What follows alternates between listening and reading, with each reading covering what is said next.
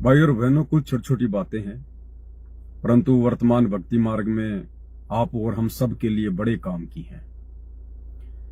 परमात्मा दास को प्रेरणा करते हैं किसी भी तरीके से, क्योंकि संदेशा यदि परमात्मा ने दिलवाना है तो परमेश्वर किसी भी घटना को अंजाम देंगे, और जो संदेशा संगत में दिलवाना है उसको परमात्मा दिलवा देते हैं।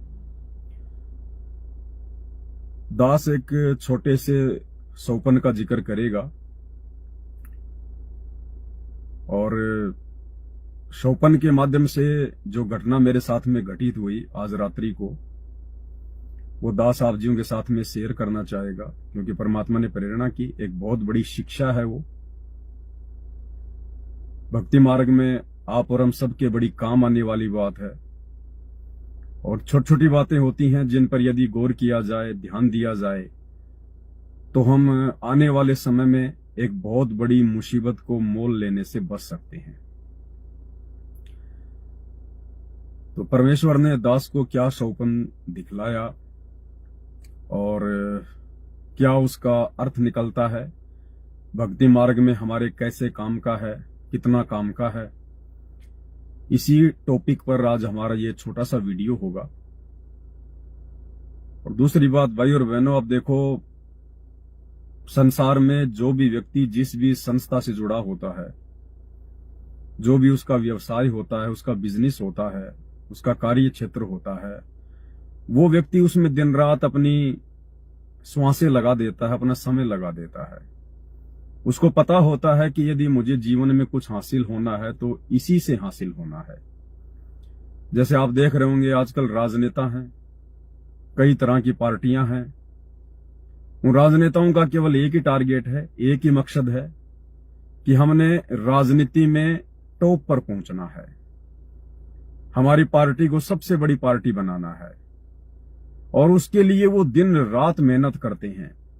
देश विदेश, राज्य जिले, जहां भी घूमना होता है, मीटिंग है, सेमिनार है, धरने, प्रदर्शन, रैलियां, वो लोग दिन रात दौड़ते हैं, गाड़ियां ले लेके, ट्रेनों में, बसों में, होटलों में रुकते हैं, पैसे की कोई चिंता नहीं करते,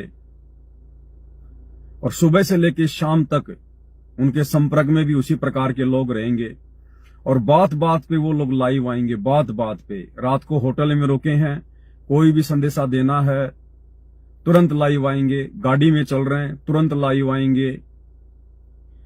इसी प्रकार यदि कोई यूट्यूबर है और उसका बिजनेस केवल यही है कि छोटे छोटे वीडियो लोगों के लिए बनाए जाएं, मुद्दा चाहे कोई भी हो, लोगों को पसंद आने चाहिए, क्योंकि मेरे वीडियो ज्यादा से ज्यादा लोग शेयर करेंगे तो मुझे ज्यादा से ज्यादा पैसा मिलेगा। केवल उनका यही एकमात्र टारगेट होता है, और वो लोग सुबह से लेकर शाम तक उसी चीज के बारे में सोचते रहते हैं।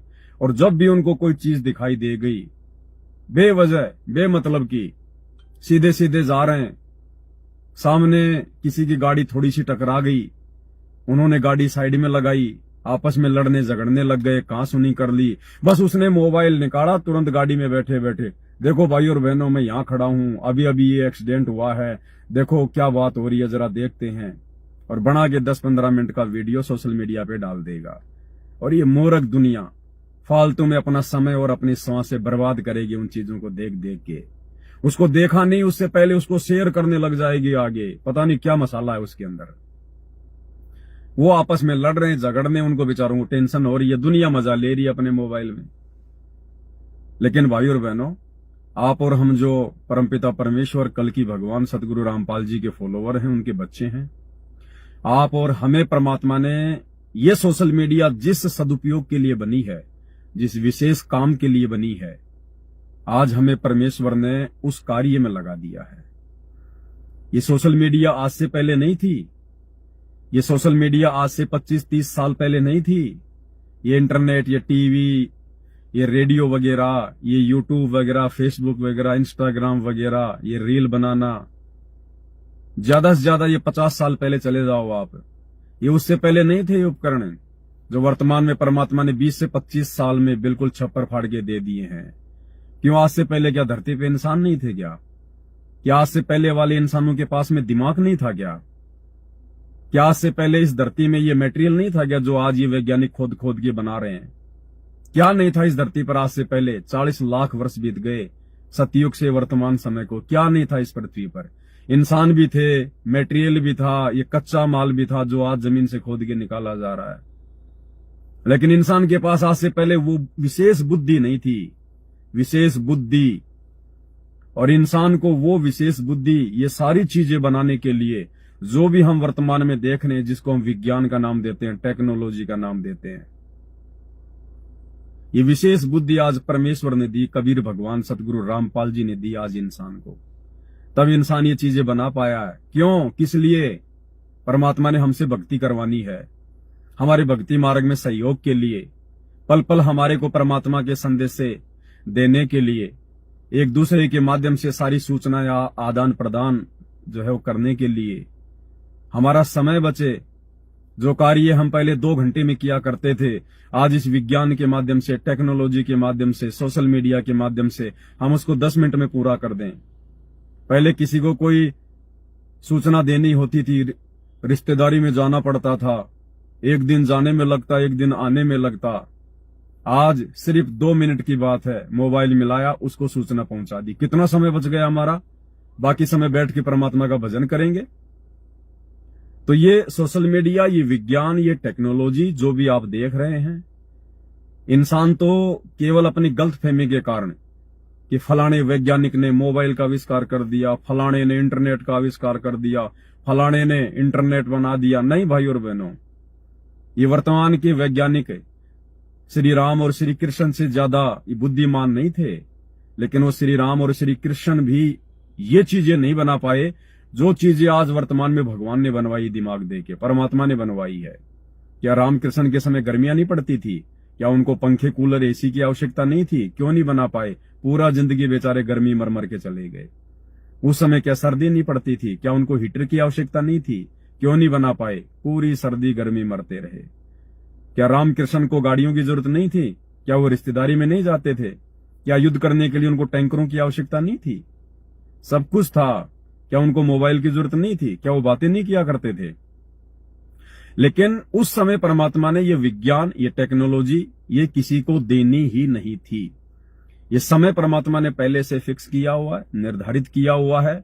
ये कलयुग की बिचली पीढ़ी का वर्तमान समय चल रहा है। दुनिया अभी बेखबर है, अनजान है। दुनिया को ये सब बातें उस समय पता चलेंगी जब दुनिया अपनी आत्मा के पिता, परमपिता परमात्मा सतगुरु रामपाल जी भगवान की शरण में आएंगी, उनके सत्संग सुनना शुरू करेंगी। तो इसी प्रकार दुनिया अपने अपने हिसाब से, जितना दुनिया को ज्ञान है उस हिसाब से वो दिन रात उसी कार्य के लिए वीडियो बनाते रहते हैं कि बस हमने तो महारत हासिल कर लिया।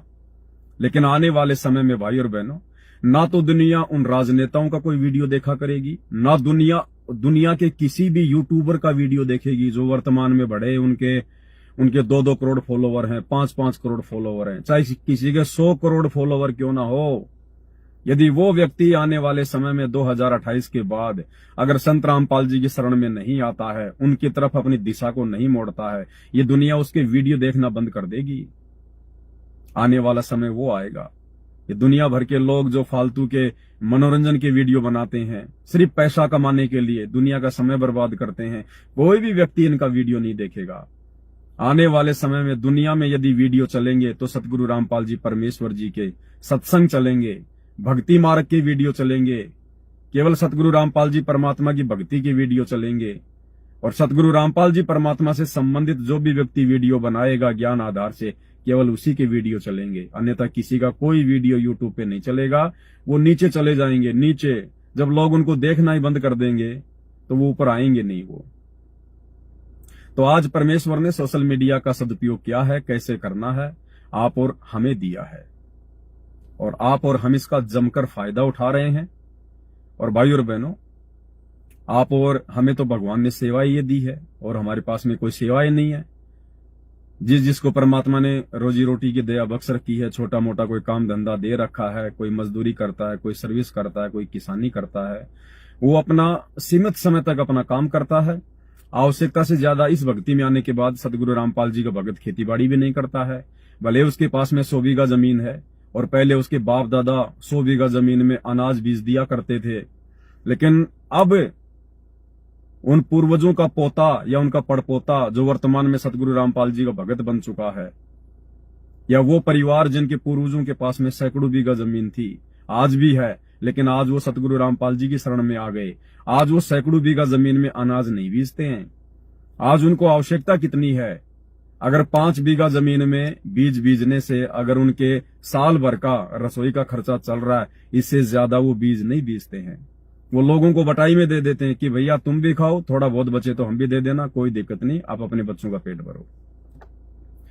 और यदि गुरु की शरण में आने के बाद भी अगर 100 बीघा में, 50 बीघा में, 40 बीघा में अगर वो अनाज कर रहा है, तो फिर वो गधा है, गधा, वो बैल है। उसकी वो गंदी आदत छूट नहीं रही अभी।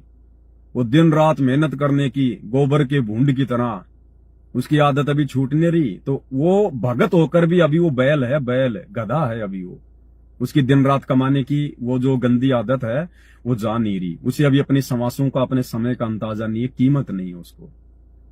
इसी प्रकार जो भगत भाई बहन पहले दिन रात मजदूरी करते थे, या कोई जो है कोई प्राइवेट नौकरी थी, उसमें ओवर टाइम किया करते थे दिन रात कि ज्यादा से ज्यादा पैसा कमाएंगे, नींद भी पूरी नहीं ले पाते थे। आज उन भाई बहनों को पता चल गया है कि असली धन क्या है, असली नौकरी क्या है। इसलिए वो केवल अपनी नौकरी ही करते हैं, ओवर टाइम नहीं करते बिल्कुल भी। ठीक है, कभी कभार कंपनी को अगर आवश्यकता उसकी पड़ जाती है तो वो ओवर टाइम भी देगा, लेकिन वो धन कमाने के लिए ओवर टाइम नहीं करेगा रोजाना कि मुझे मिल जाए, मुझे मिल जाए। रोजाना 4 घंटे ओवर टाइम, 3 घंटे ओवर टाइम। अब ज्यादा से ज्यादा टाइम वो परमात्मा की भक्ति को देगा। उसको पता चल गया कि ये जो ओवर टाइम है ना, ये ओवर ही रहेगा, तेरे किसी काम नहीं आएगा ये। और जितना तुझे आवश्यकता है अगर भक्ति करेगा तो परमात्मा 2 घंटे की नौकरी में दे देगा, 2 घंटे की नौकरी में। अब गधे कितना परमात्मा की भगत को कमाने की आवश्यकता नहीं है, क्योंकि भगत की भक्ति समझ में आने के बाद, नाम लेने के बाद नहीं, नाम लेकर जिसको ज्ञान समझ में आ जाएगा वो भगत बनता है। सतगुरु का शिष्य वो कहलाता है जो सतगुरु की शिक्षाओं पे चलता है। सतगुरु से नाम उपदेश लेते ही कोई उनका भगत या शिष्य नहीं बन जाता है। ये तो केवल एक छाप लग जाती है कि ये भगत जी है, लेकिन उसके अंदर भक्ति वाले गुण लक्षण प्रकट हुए या नहीं हुए हैं, उसके बाद वो भगत माना जाएगा। और जो परमेश्वर पर आश्रित हो जाएगा, गुरु पर विश्वास कर लेगा, ज्ञान को आधार बनाएगा और अपना टारगेट, अपना मोक्ष बना लेगा, उसके बाद परमात्मा उसको, जहां वो 8 घंटे नौकरी करके भी ढंग से परिवार का पेट नहीं पाला करता था, परिवार की आवश्यकताएं पूरी नहीं कर पाता था, आज वही भगत 5 या 6 घंटे काम करके और पहले से कहीं ज्यादा संतुष्टि प्राप्त करेगा। अगर उस पर गुरु की मेहर है तो, गुरु का आशीर्वाद है तो, और गुरु का आशीर्वाद रहेगा भक्ति करने से, मर्यादा में रहने से। तो आने वाले समय में ये जितनी भी भागादौड़ मच रही है ना दुनिया में, विज्ञान के कारण, 2 टाइम की रोजी रोटी के कारण, फालतू की सुख सुविधाओं को संचित करने के लिए देखा देखी, वो गाड़ी ले आया मैं भी लाऊं, उसने मकान बना लिया हम भी बनाएंगे, वहां एक सस्ता प्लाट मिल रहा है, ये है मैं मेरे बेटे की शादी ऐसे करूंगा, वैसे करूंगा, इतने पैसे लगाऊंगा। ये जो देखा देखी चल रही है, जो कंपटीशन हो रहा है, ये आने वाले समय में कुछ तो प्राकृतिक आपदाओं के कारण इंसान की जेब वैसे ढीली हो जाएगी, इंसान का खून वैसे निकल जाएगा, उनको अपनी औकात याद आ जाएगी। जो आज बड़ी बड़ी फॉर्च्यूनर में चलते हैं वो साइकिलों पे आ जाएंगे, घुटनों पे आ जाएंगे वो आने वाले समय में, क्योंकि उनके पास भक्ति नहीं है, केवल उनके पास में धन है, भक्ति धन नहीं है। और ये जो संसार है, ये जो मनुष्य जीवन है, ये केवल भक्ति धन से चलता है, पाप और पुण्य से चलता है। ये इंसान को लगता है केवल पैसे से सब कुछ चलता है, नहीं। वो पैसा भी जो तेरे पास में है वो तेरे पिछले संस्कार से है, तेरे किसी जन्म की भक्ति से है। पाप और पुण्य से ये 21 ब्रह्मांड चल रहा है, पैसों से नहीं चलता ये। पैसा तो पाप और पुण्य के हिसाब से इंसान के पास रहता और जाता है। तो कुछ तो वैसे प्राकृतिक आपदाओं की मार अभी आने वाली है, समय ज्यादा नहीं है, शुरुआत वैसे हो चुकी है। देखो कैसे बड़े बड़े भूकंप भी आने शुरू हो गए, क्योंकि 2028 युग परिवर्तन का समय है। और अब ज्यों ज्यों हम आगे बढ़ेंगे, हम लोग परेशानियों को ही सहन करते जाएंगे, हमारा सामना परेशानियों से होता चला जाएगा ज्यादा ज्यादा। जैसे कहीं पर कोई बहुत तेज कोई आग जल रही हो और हम आग से दूर खड़े हैं जहां पर हमारी कोई विशेष दिक्कत नहीं है, अब यदि हम उस आग की तरफ बढ़ना शुरू करेंगे तो हमारे शरीर का तापमान बढ़ता चला जाएगा, बढ़ता चला जाएगा। एक एक कदम हमारे को वो जो है तपन देगा, तपन। तो इसी प्रकार 2028 युग परिवर्तन का समय परमेश्वर के द्वारा निर्धारित किया हुआ है, और ज्यों ज्यों हम उस समय की तरफ आगे बढ़ेंगे, केवल परेशानियों के अलावा अब दुनिया को कुछ नहीं मिलेगा। थोड़ी बहुत राहत यदि कोई प्राप्त करेंगे उस समय में, केवल वही करेंगे जो वर्तमान में परमेश्वर की शरण में है। कौन परमेश्वर? ये राम कृष्ण, 33 करोड़ देवी देवता, ब्रह्मा विष्णु महेश, मुसलमानों का नकली अल्लाह, उनके पीर पैगंबर, 24 अवतार। ये परमेश्वर नहीं है, ये भगवान नहीं है, परमात्मा नहीं है। वो तो मुर्दे हैं, मुर्दे। वो तो जा चुके हैं संसार छोड़ के, उनका कोई लेना देना नहीं है। वो हमें ना कुछ दे सकते, ना हमारा कुछ वो ले सकते। आप केवल उनकी जीवन लीला से शिक्षा ले सकते हो। इससे ज्यादा आपको वो 1 रुपया नहीं देने वाले, रोटी का एक टूक नहीं देने वाले। वो देगा कौन? जो वर्तमान में धरती पे होगा, जो जिंदा होगा। और भाई वो परमेश्वर वर्तमान में कबीर देव, सतगुरु रामपाल जी के रूप में वर्तमान में धरती पे प्रकट है। उनकी भक्ति करने से, उनकी आज्ञा में चलने से, उनको प्रसन्न करने से ये दुनिया आने वाले उस महाविनाशकारी समय में थोड़ी बहुत राहत प्रदान करेगी। अन्यथा धरती पे ना कोई प्रधानमंत्री राहत प्रदान कर सकता, ना राष्ट्रपति कोई राहत प्रदान कर सकता। जब वो खुद ही आपत्तियों से घिर जाएंगे तो भला अपने फॉलोवर को कहां से वो राहत दे देंगे। तो ये बातें तो वर्तमान में जो हमारे द्वारा की जाती है केवल सतगुरु रामपाल जी के फॉलोवर को ही समझ में आएंगी। बाकी जो जगत वाले हैं उनको अभी इन चीजों का आभास नहीं है। उनसे तो हम यही प्रार्थना करेंगे, आप उस कल की भगवान सतगुरु रामपाल जी के सत्संग सुनना शुरू कीजिए। धीरे धीरे थोड़ा थोड़ा समय निकालकर ये फालतू की बकवाद भी तो सुनते हो आप लोग सुबह शाम, दुनिया भर की शॉर्ट वीडियो, रील वगैरह, इतने महंगे महंगे मोबाइल लेके, लाख लाख रुपए के मोबाइल लाते हो और दुनिया की बहन बेटियों को उसमें नंगा देखते हो। कोई नाच रही है, कोई फुदक रही है, कोई क्या कर रही है, और तुम उनको देख देख के जो है मतलब कि हंस रहे हो। क्यों? क्योंकि अभी तुम दुनिया वालों की बहन बेटियों को अपनी बहन बेटी नहीं समझ रहे हो। इसीलिए दूसरे लोग तुम्हारी बहन बेटियों को अपनी बहन बेटी नहीं समझ रहे। इसीलिए आपस में राग, द्वेष, ईर्ष्या, रजोगुण वगैरह ये सब सारा रोग लगा हुआ है। ये मोबाइल, ये सोशल मीडिया, ये भगवान को जानने के लिए, परमात्मा को पहचानने के लिए, कुछ अच्छे वचन सुनने के लिए दिए हैं परमात्मा ने। अन्यथा सतगुरु रामपाल जी भगवान का, कल की भगवान का वचन है, और शाद वचन पलटे नहीं, ये पलट जाए ब्रह्मांड। आने वाले समय में ये जितने भी टीवी चैनल हैं और जिन जिन लोगों के हाथों में ये मोबाइल हैं, अगर लोगों ने सतगुरु रामपाल जी के सत्संग प्रवचन सुनना शुरू नहीं किए, और अगर इसी प्रकार से दुनिया भर की जो बकवादें हैं इनमें जो देखते रहे, ये मोबाइल ब्लास्ट होंगे। लोगों के घरों में रखे हुए टीवी ब्लास्ट हो जाएंगे। ब्लास्ट उस परमेश्वर की शक्ति से, अध्यात्म की शक्ति से। वैज्ञानिकों की शक्ति तो आपने देख ली, आपने वो पेजर ब्लास्ट देख लिए होंगे। इजराइल ने जिस प्रकार से दूसरे देशों में जो पेजर ब्लास्ट किए हैं, एक साथ 5000 लोगों के पेजर ब्लास्ट हुए। जब एक इंसान अपना दिमाग लगा के इतना सब कुछ कर सकता है, तो ये टेक्नोलॉजी तो परमात्मा ने दी है। उसके तो संकेत से सारे काम होते हैं, उसके संकेत से। उसको खाली एक इशारा करने की जरूरत है, इसमें कोई सॉफ्टवेयर डालने की जरूरत नहीं है। तो आने वाले समय में लोगों के मोबाइलों में, टीवी में आग लग जाए करेगी।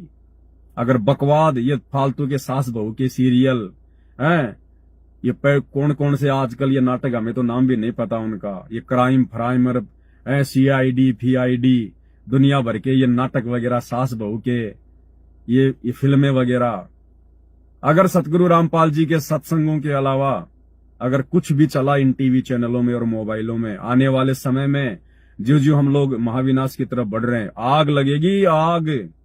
किसी भी कारण से तुम्हारे मोबाइल खराब हो जाया करेंगे, फूट जाएंगे ये। फिर तुम कहोगे बैटरी खराब हो गई थी, बैटरी ज्यादा चार्ज हो गई थी, हीट ज्यादा हो गई थी। तुम अपना दिमाग लगाते रहना, करना था परमात्मा ने, कर दिया, चलने नहीं देगा, नुकसान ही होगा।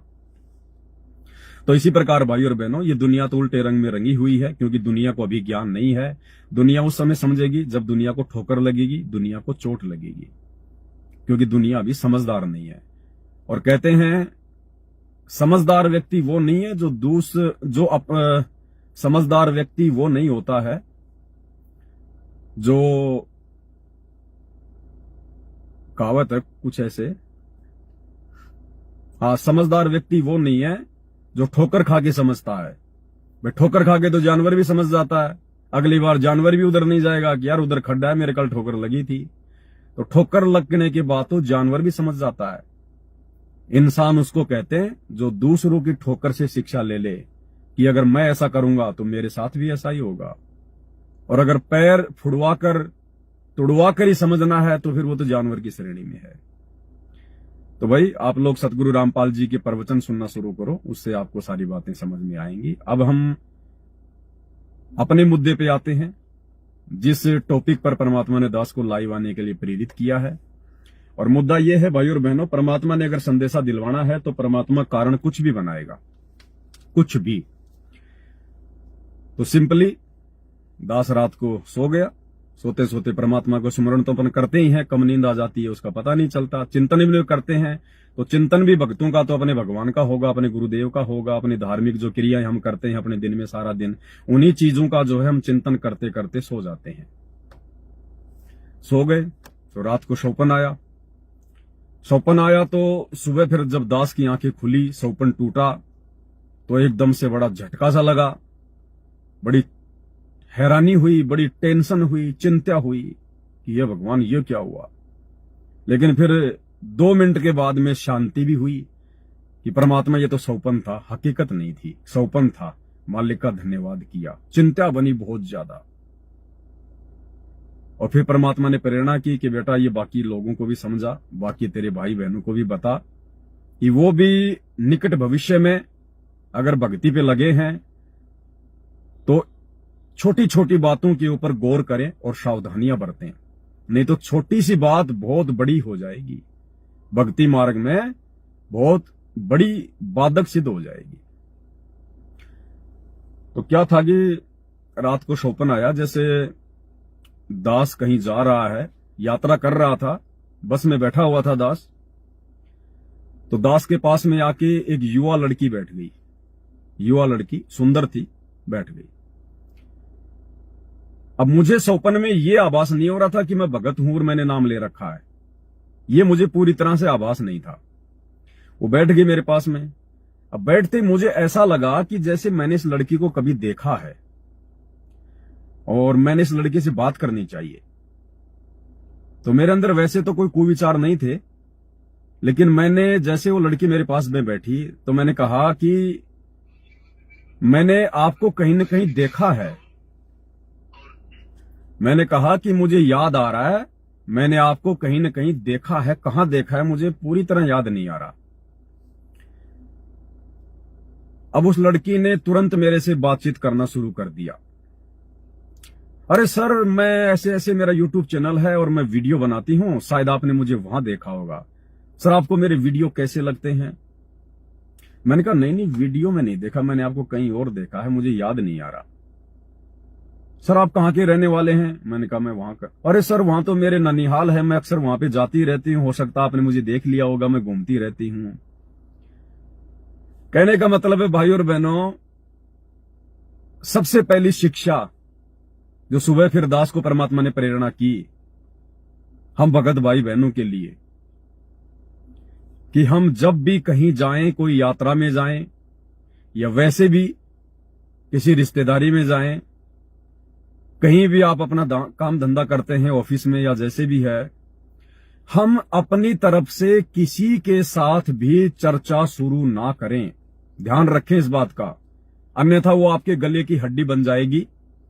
जो समय आपने चुपचाप परमात्मा के चिंतन मनन में, परमात्मा के सुमरण में या सत्संग सुनने में लगाना था, वो समय आपका आपके पास में बैठा हुआ वो व्यक्ति हो, चाहे वो लेडीज हो, यदि आपने उससे फालतू में चर्चा शुरू कर दी कि भाई साहब कहां जाओगे?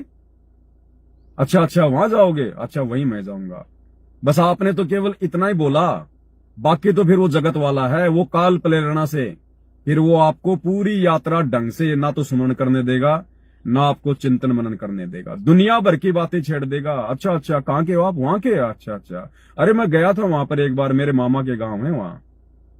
अच्छा आपके उधर अब की बार कौन जीतेगा? कुछ आपको आइडिया पता है? या वैसे कह देगा यार उधर जमीनों के क्या भाव हैं?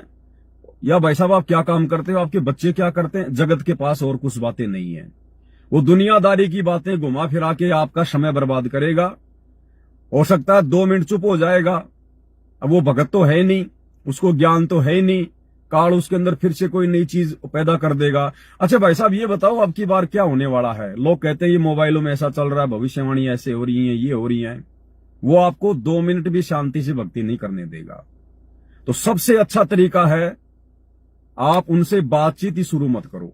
वो अगर आपसे अगर वो बात करता है कि भाई साहब कहां जाओगे, तो बोल दो भाई मैं वहां जाऊंगा। उसके बाद आप मत कहो कि भाई साहब आप कहां जाओगे। वो सवाल कर रहा है, उसको करने दो, आप उससे सवाल मत करो। वो आपसे 2 सवाल करेगा, ज्यादा से ज्यादा 3 करेगा। फिर वो देखेगा कि यह आदमी रुचि नहीं ले रहा है, तो वो भी फिर अपना मोबाइल में लग जाएगा देखने, कुछ आपका पीछा छूट जाएगा।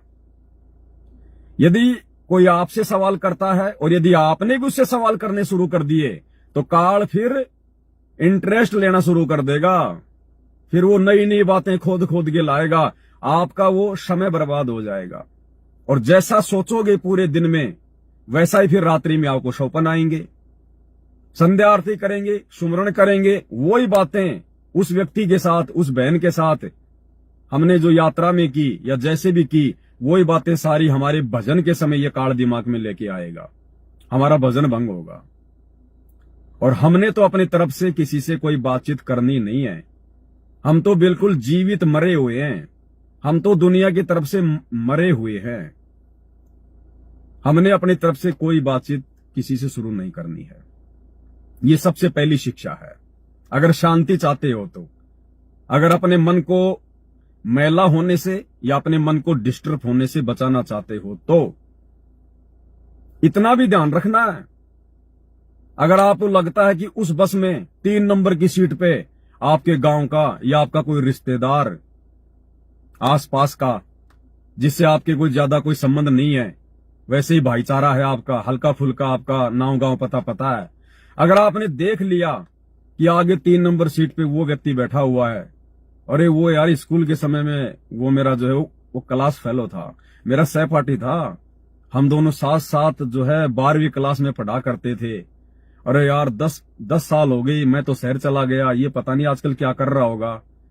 अरे वीरेंद्र, अरे भाई कौन, अरे नहीं पहचाना, अरे पवन, अरे हाँ, अरे गई फिर सारी भैंस पानी में। फिर वो या तो आपको अपने पास बुला लेगा कि आजा आजा मेरे पास सीट खाली आजा, या फिर वो खाली सीट देख के आपके पास आ जाएगा। या काल प्रेरणा से, वैसे भी काल सीट नहीं है तो भी वो आपको डिस्टर्ब करने के लिए कि ये व्यक्ति कहीं ढंग से ये भजन ना कर ले, उसको काल प्रेरणा करेगा। आपकी सीट के पास में आके बस के ऊपर का डंडा पकड़ के खड़ा रहेगा। उसको अपने दुख की तकलीफ की कोई चिंता नहीं है, आपका समय बर्बाद करेगा। अरे यार पवन, इतने दिनों बाद मिला, कहाँ रहता है यार, तू बहुत ज्यादा बदल गया, चेंज हो गया। अरे यार तेरा कोई अता पता ठिकाना ही नहीं है, कहाँ रहता है आजकल, क्या करता है यार, 10 साल हो गए हमारे को स्कूल छोड़े हुए, फिर क्या करोगे। वो राम कहानी चाहे तुम 20 घंटे कर लो, उसका कोई अंत नहीं है। तो अगर हम ऐसा कोई व्यक्ति देख भी लें जिससे हमारा विशेष कोई काम नहीं है, विशेष कोई मतलब नहीं है, जब तुम 10 साल से उससे नहीं मिले और बिना मिले जब भाई उसका भी काम चल रहा है और तुम्हारा भी अच्छा काम चल रहा है, तो क्यों जबरदस्ती का रिश्ता बांध रहे हो। हाँ, जगत वाले व्यक्ति तो इन चीजों में इंटरेस्ट लेंगे क्योंकि उनके पास में भक्ति नहीं है, उनके पास वो ज्ञान नहीं है। लेकिन हम भगत जानबूझ के आफत मोल ना ले, वो बैठा तो बैठा रहने दे और भगवान से अरदास कर कि परमात्मा ये पीछे मुड़ के ना देख ले। अगर वो पीछे भी देखे कभी कभार तो अपनी गर्दन को यूं कर लो। कहने का मतलब है बचने का प्रयास करो जितना हो सके उतना। ये समय ऐसा विनाशक और भयानक समय है, और वैसे भी हम भक्तों की परीक्षा का समय है। हमने अपना समय और श्वास दोनों को बचाना है, दोनों को। जितना हो सके उतना भक्ति में, परमात्मा के सत्संग में, सुमरण में, या अपने भगत भाई बहनों से ज्ञान आधार से कोई बातचीत करने में व्यतीत करो। फालतू में ये समय व्यतीत ना करो। और फिर देखना हमारा गुरु कितना प्रसन्न होगा। सबसे बड़ी बात, अध्यात्म का मूल, रीढ़ की हड्डी हमारा गुरु। फिर हमारा गुरु हमसे कितना प्रसन्न होगा, क्योंकि हमारे गुरु की नजर पल पल हमारे ऊपर है। अंतर्यामी एक तुम, आत्म के आधार, जो तुम छोड़ो हाथों में कौन उतारे पार। उसका सीसीटीवी कैमरा तो अंधेरे में भी बंद नहीं होता, वो तो भंवर गुफा में भी देखता है। फिर वो हमसे प्रसन्न होगा, फिर वो हमारे ऊपर एक विशेष मेहर बख्शेगा। क्या बख्शेगा? एक विशेष मेहर बख्शेगा हमारा गुरु हमारे ऊपर कि इसकी भक्ति बहुत अच्छी चल रही है, इसके आचार विचार सत्संग सुन के भक्ति करके बहुत अच्छे हो चुके हैं। एक विशेष मेहर, फिर गुरु, एक विशेष आशीर्वाद जिसकी हम भक्तों को विशेष आवश्यकता है, उसके बिना हमारी भक्ति सफल नहीं हो सकती। चाहे हम लाख जन्म भक्ति कर लें, कितने सुमरण कर लें, जब तक गुरु अपनी विशेष मेहर अपने शिष्य पे नहीं बख्शेगा तब तक हमारी बात नहीं बनेगी। और दास ने आपको कल भी एक वीडियो सुनाया था गुरुदेव भगवान का, उसी विशेष मेहर को लेकर कि जब तक गुरु अपने भगत के ऊपर वो विशेष मेहर नहीं बख्शेगा तब तक शिष्य की बात जो है बनेगी नहीं। आज आपको फिर से मैं सुना देता हूं, अगर मिल जाएगा तो मेरे पास में। ये रहा विशेष मेहर गुरु की, वो इस प्रकार से मिलेगी जब हम खुद गुरु के ज्ञान को आधार बनाकर दुनिया वालों से अपनी समासें और समय को जो है वो बचाएंगे, तब गुरु वो विशेष मेहर हमारे ऊपर बख्शेगा जिससे हमारी बात बनेगी। तुम्हारा जो कल्याण कैसे होगा, ये सतगुरु जो तत्वदर्शी संत है उसको नजर निहाल कर कि इतना उनके अनुसार उनके मर्यादा में चल के वो तेरे ऊपर गदगद हो जाए, वो संत के मेरी प्यारी आत्मा परमात्मा को पाने के रास्ते पर बिल्कुल सही चल रही है। तो अंदर से जो एक हिलोर आती है संत के अंदर से, जिस भगत की, जिस बहन भाई की क्रियाओं से जो प्रसन्न हो जाता है कि ये सही मर्यादा में चला, तो वो जो एक रजा आती है उसके बाद फिर एक उसकी प्रति कसक जाती है कि बहुत अच्छी, और परमात्मा अपने बच्चे पर मेहर रखना, ऐसे ही चले। तो वो एक आशीर्वाद आपको एक्स्ट्रा मिलता है जिसको ग्रेस मार्क कहते हैं। तो यहाँ कहते हैं इन बातों के पाइए कर सतगुरु नजर निहाल है। मान ले तन ज्ञान भी हो गया कैसे ऐसे होता, तो और सतगुरु नजर निहाल हुआ नहीं, तुझे सार नाम फिर सार शब्द मिला नहीं तो भी बात बिगड़ेगी। इसलिए ये कल्याण कहती है बातें कहने सुनती ना है, कर पाड़ने की है। तो भाई और बहनों, अब वो समय आ गया है परमात्मा के वचनों को कर पाड़ने का। अब वो समय आ गया है कि जो जो वचन हमारे गुरुदेव ने हमें दिए हैं, हमें कहे हैं, अपने जीवन में लागू करने के लिए, अमल करने के लिए, जो वाणियां हम नित्य नियम में रोज हम पढ़ते हैं, जो सत्संग हम सुनते हैं, अब उन गुरु वचनों को हम भक्तों ने अपने जीवन में अमल करने का वो समय आ चुका है।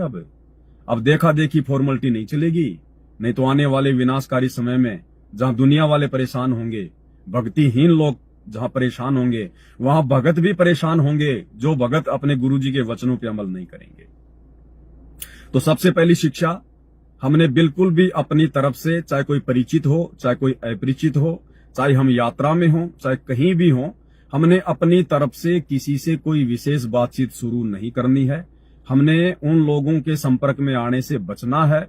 अरे जब हम लोगों ने फालतू में रिश्तेदारियों में आना जाना छोड़ दिया, ब्याह शादियों में, बात में, छूचक में, जन्मदिन पे, धार्मिक जो है जागरण वगैरह में जो अनुपासना के अंतर्गत आते हैं, जब हम सत्सेवक भाई बहनों ने इन सभी बकवादों में, आडंबरों में, पाखंडों में, व्यर्थ की रीति रिवाजों में आना जाना छोड़ दिया, तो भला फिर हम नए तरीके से आपत्ति मोल क्यों लें? हम बिल्कुल मरे हुए प्राणी की तरह कि हमारा संसार में कोई नहीं हमारे गुरु जी के अलावा। और हकीकत भी है, गुरु के अलावा भगत का संसार में कोई वारिस है भी नहीं। तो ये हमने विशेष सावधानी रखनी है।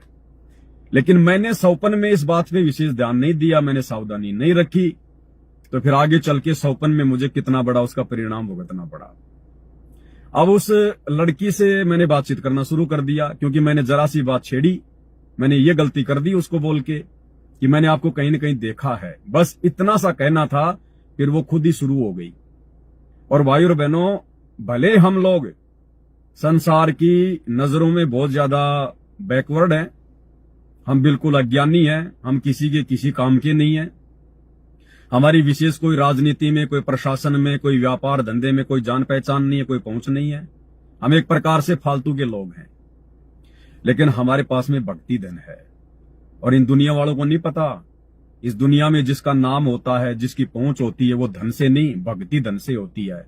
क्योंकि जिनके पास आज धन है, चाहे वो मुकेश अंबानी हो, अनिल अंबानी हो, चाहे वो कोई भी, चाहे किसी देश का प्रधानमंत्री, राष्ट्रपति हो, वो अपने पिछले जन्म की भक्ति से आज उस पोस्ट को प्राप्त है, उस मंत्री पद को प्राप्त है। पाप और पुण्य से ये दुनिया चलती है, धन से दुनिया नहीं चलती, भक्ति धन से चलती है। गुरुदेव भगवान कहते हैं, कबीरा सब जग निर्धना, धनवंता ना कोई, धनवंता सो जानिए, जिसके पास राम नाम धन होए। तो वो असली राम नाम धन, वो परमात्मा की भक्ति का धन आज केवल गुरुदेव भगवान ने आप और हमें दिया है। तो ये दुनिया जबरदस्ती हमारे को लपेटने का प्रयास करेगी, जबरदस्ती काल हमारे पीछे लोगों को लगाएगा, क्योंकि हमारे पास में भक्ति धन है। चोरों की नजर उसी पे होती है जिसकी जेब में कुछ पैसा होता है, भिखारी के पीछे कभी चोर नहीं लगता। तो आप और हम भक्ति के धनी हैं, और ये दुनिया आने वाले समय में ये धन की भी जो है वो भिखारी हो जाएगी, और भक्ति से तो भिखारी है ही, तो इनकी तो होगी दुर्गति। ये तो अब नीचे को गिरेंगे ये दुनिया वाले, और जो परमात्मा के भगत हैं वो अब धीरे धीरे भक्ति धन के सारे हैं, क्योंकि उनका बाप जगत सेठ है, सावड़सा सेठ है सदगुरु रामपाल जी भगवान। भक्ति धन तो ठोक के दे दिया, और जब भगत को ज्ञान हो जाता है तो ज्ञान होने के बाद उसको माया यानी धन के गुण और अवगुण का भी उसको ज्ञान हो जाता है। फिर परमात्मा उस ऐसी आत्मा को फिर धन भी देगा। यहां पर जब भगत को धन के गुण और अवगुण का ज्ञान हो जाएगा, फिर परमात्मा उसको धन देगा। तो आने वाले समय में हम धन के भी धनी बनेंगे और भक्ति धन के भी धनी बनेंगे। और ये दुनिया वर्तमान में जो भक्ति धन से तो निर्धन है, और ये धन से बहुत बड़ी सेठ है, आने वाले समय में ये कंगाल होती हुई दुनिया को नजर आएगी, क्योंकि हमारे पास कुछ नहीं है। आने वाले समय में यदि भूकंप आएगा तो संपत्ति किसकी नष्ट होगी? उसकी होगी जिसके पास वर्तमान में संपत्ति है। तो भक्तों के पास तो संपत्ति है ही नहीं, उनके पास तो केवल भक्ति धन है। बाकी कोई अपने किराए में रह रहा है, कोई अपना छोटा मोटा कोई मकान, कोई झोपड़ा बना के रह रहा है। आने वाले समय में यदि फैक्ट्रियां किसी की जो है बर्बाद होंगी, आर्थिक मंदी के समय में अगर फैक्ट्रियां किसी की अगर बर्बाद होंगी, लॉकडाउन के समय में अगर काम धंधा अगर किसी का वो ठप होगा, फैक्ट्रियां अगर किसी की बंद होंगी, तो वो किसकी होंगी? जगत वालों की, जिनके पास में धन है। अब भक्तों के पास तो ना फैक्ट्रियां, चाहे लॉकडाउन लगो ना लगो, आर्थिक मंदी आओ चाहे ना हो, हमारा क्या बिगड़ेगा? हमारा कोई नुकसान नहीं है। तो आने वाले समय में यदि भयंकर नुकसान होगा तो दुनिया वालों का होगा, जिनके पास में संपत्ति या धन है। उनका नुकसान नहीं होगा जिनके पास भक्ति धन है। और जिनके पास भक्ति धन है, और भक्ति धन केवल सतगुरु रामपाल जी की भक्ति से हो सकता है, और दुनिया में कोई भक्ति नहीं है। तो जिनके पास भक्ति धन है और साथ में यदि संसार का भी धन है, तो भक्ति धन के कारण परमात्मा उनके सांसारिक धन की भी, जहां दुनिया वालों को नुकसान होगा उस भगत को नुकसान नहीं होगा। परमात्मा ऐसे भक्ति धन वाले भगत की शारीरिक संपत्ति का भी जो है वो बचाव करेगा। अब दास से क्या गलती हो गई? दास ने उससे सौपन में बातचीत शुरू कर दी, और भाई उससे मेरे अच्छे खासे संबंध से बन गए। एक प्रकार से शारीरिक संबंध नहीं, वैसे ही बातचीत के दौरान जैसे होता ना, एक जैसे मतलब फ्रेंड बन जाते हैं, दोस्त बन जाते हैं, तो ऐसे उससे मेरे संपर्क हो गए। अब संपर्क होंगे तो बार बार आप उनसे मिलोगे भी, आप उनके बारे में सोचोगे भी, आप उनसे से फोन पे बात भी करोगे। अब दूसरा क्या हुआ फिर भाई और बहनों, सौपन में फिर मैंने आगे देखा कि उस लड़की के संपर्क एक किसी फिल्म जो है वो अभिनेता सी हो गई। अब नाम तो क्या बताना, वैसे सौपन में तो सलमान खान था, लेकिन नाम गांव से क्या लेना देना। तो उस फिल्म अभिनेता से उस लड़की के संपर्क हो गए, क्योंकि वो सुंदर थी। तो सलमान खान ने उसको कोई ऑफर दे दिया कि मैं तेरे साथ में फिल्म बनाऊंगा ऐसे ऐसे। तो वो उसके साथ एग्री हो गई, क्योंकि मेरे पास में ना तो धन था ना कुछ और था। तो वो तुरंत, क्योंकि वो सांसारिक लड़की थी, उसको तो धन चाहिए, उसको तो पैसा चाहिए, मान बढ़ाई चाहिए, तुरंत वो उसके संपर्क में आ गई। अब उसके पास में ज्यादा से ज्यादा वो रहने लगी। अब एक समय दास ने क्या देखा, जैसे मैं किसी बहुत बड़े मकान की मैं छत पे बैठा हूं शोपन में, और वो लड़की और सलमान खान वो दोनों के दोनों जो है कुछ मतलब की गलत क्रिया कर रहे थे, और मुझे वो छत से स्पष्ट दिखाई जो है वो दे रहे थे, और मैं उनको एकटक उनको देख रहा था।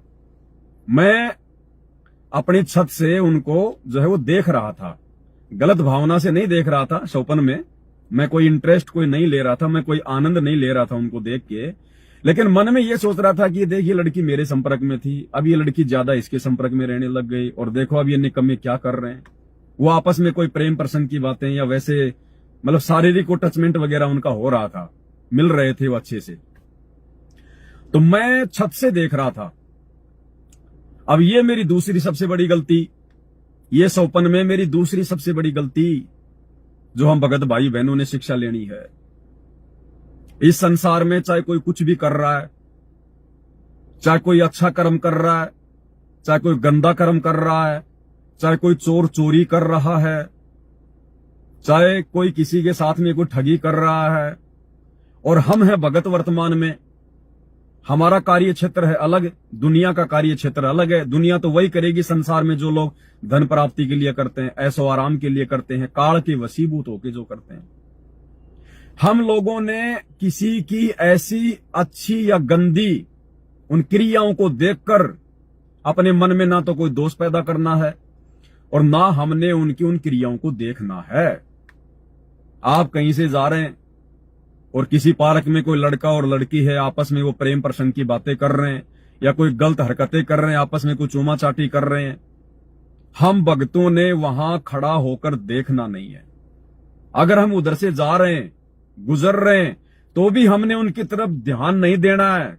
एक बार नजर जा सकती है आपकी कहीं भी कि क्या है, लेकिन एक बार में आपको यह भी पता चल जाएगा परमात्मा के आशीर्वाद से कि जो हरकत वो कर रहे हैं वो सही है या गलत है। अगर वो गलत है तो आपने दोबारा उधर नजर नहीं डालनी, आपने एकटक नहीं देखना, बार बार मुड़ के नहीं देखना। वो भी हमारे लिए नुकसानदायक हो जाएगी, वो भी हमारे लिए नुकसानदायक हो जाएगी। तो दास ने यही किया।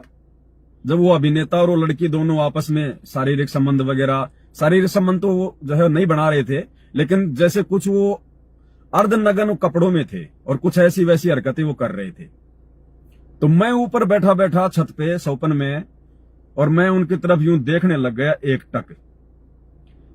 अब अचानक से उस लड़की की नजर मेरे ऊपर पड़ गई, उस लड़की की नजर मेरे ऊपर पड़ गई कि वो हमें देख रहा है। तो लड़की को तो अच्छा नहीं लगा, क्योंकि उसको ये नहीं पता था कि भाई इसको इस बात का पता होगा कि मैं इस अभिनेता के संपर्क में आ गई। और आपको पता है भाई और बहनों, ये फिल्में वगैरह, ये टीवी सीरियल वगैरह में काम करने के लिए लड़कियां कितने नीचे तक ये गिर जाती हैं।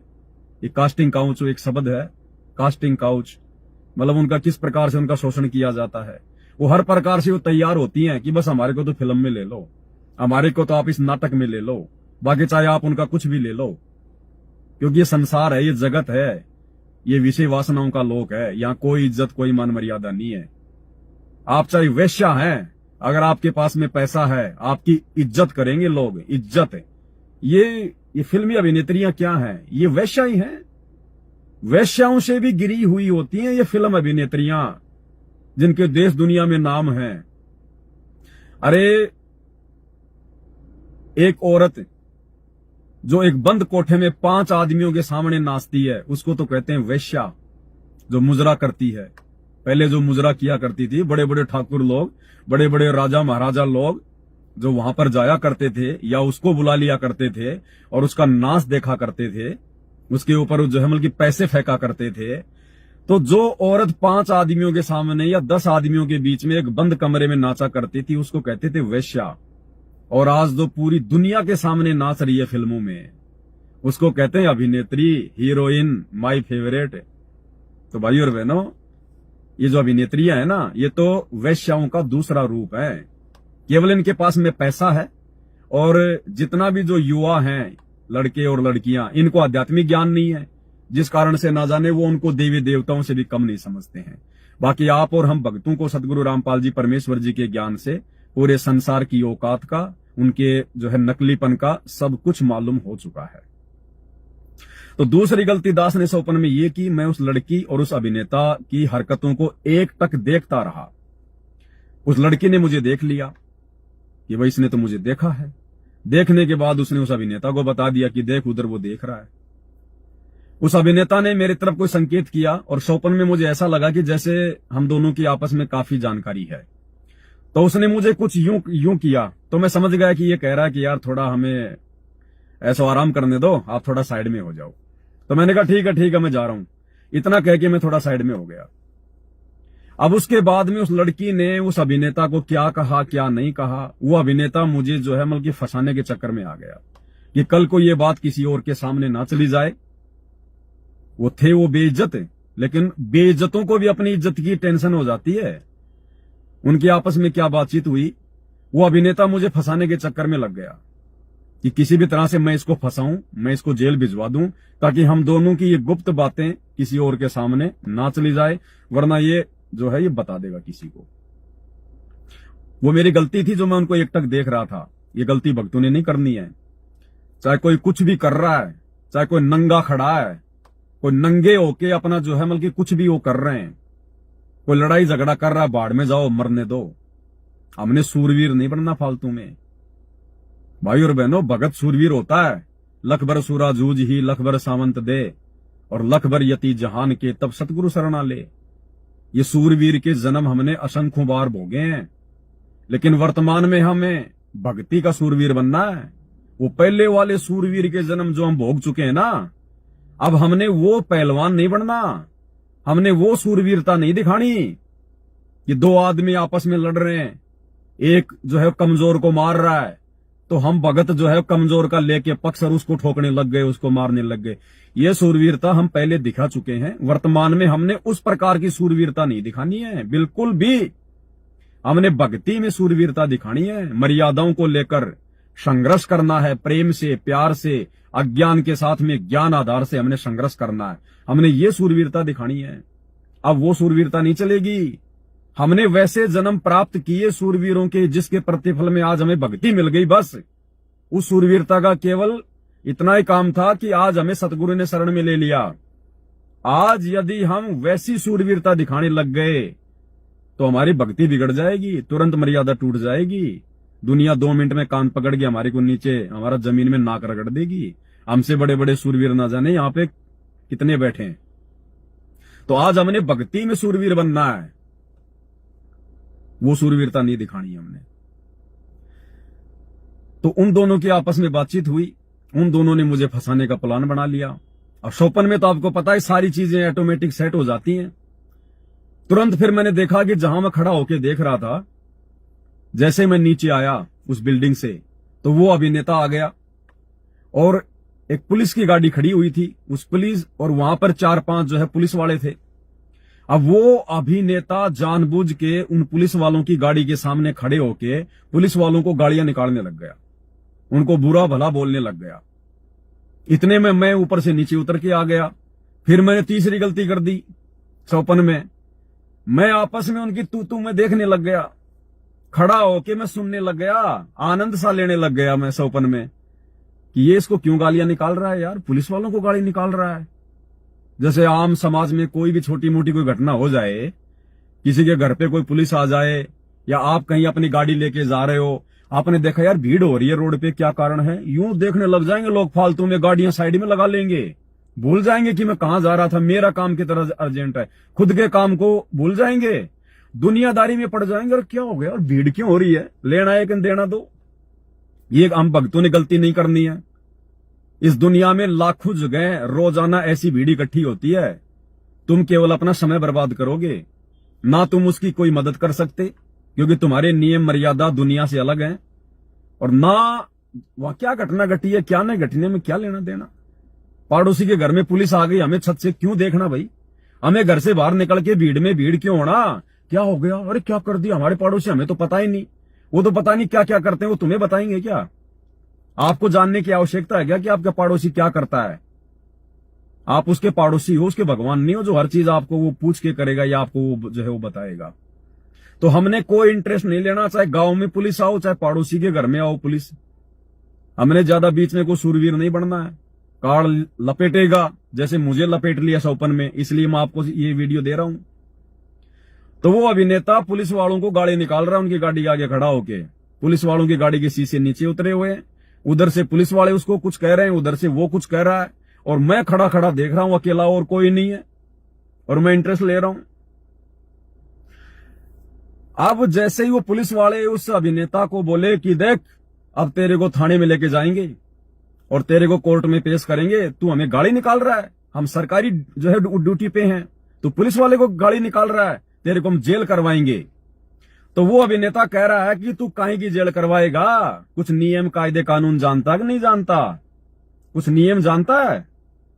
तो पुलिस वाले बोले क्यों, बोला तुम पुलिस वालों की कोर्ट में कोई गवाही मान्य नहीं होती, तुम पुलिस वाले तो जो मर्जी लिख दोगे, जो मर्जी बोल दोगे, कानून में पुलिस वाले की गवाही मान्य नहीं होती है। इतने में एक पुलिस वाले ने मेरे को देख लिया कि पीछे एक आदमी खड़ा है, अरे बोले वो रहा गवाह, मिल गया गवाह, अब फंसाएंगे तेरे को। तुरंत मेरे को पकड़ लिया पुलिस वालों ने, बोले ये हमारा गवाह, ये सुन रहा था यहाँ खड़ा खड़ा सारी बातें। अब भाई मैंने देखा तू तो फंस गया भाई। अब मैंने जैसे तैसे सौपन में उनसे धक्का मुक्की करके पुलिस वालों से मैंने हाथ छुड़ा के और मैं वहां से भाग लिया। अब भाई और बहनों, मेरा तो वहां से भागना था। अब सौपन तो आया होगा मेरे को मुश्किल से आधे घंटे का, 1 घंटे का, लेकिन उस सौपन में 3 दिन तक वो पुलिस वाले मेरे पीछे लगे रहे, 3 दिन तक। और सौपन में आपको पता भाई और बहनों, ये नहीं लगता कि ये सौपन आ रहा, हकीकत ही लगता है। मैं कभी तो किसी की ब्याह शादी में जाके मैं छुप रहा हूं, कभी मैं किसी होटल में जाके छुप रहा हूं, कभी ऐसी कोई गलियों में से भाग रहा हूं। और जैसे कोई कुत्ता पीछे लग जाता है ना सौपन में, और भागने वाले के पैर बहुत धीरे धीरे दौड़ते हैं, जोर पूरा लगा रहा हूं लेकिन मेरे से दौड़ा नहीं जा रहा। और ऐसा लग रहा पुलिस वाले मेरे पीछे मेरे को दिखाई दे रहे हैं कि मेरे को आगे पकड़ने।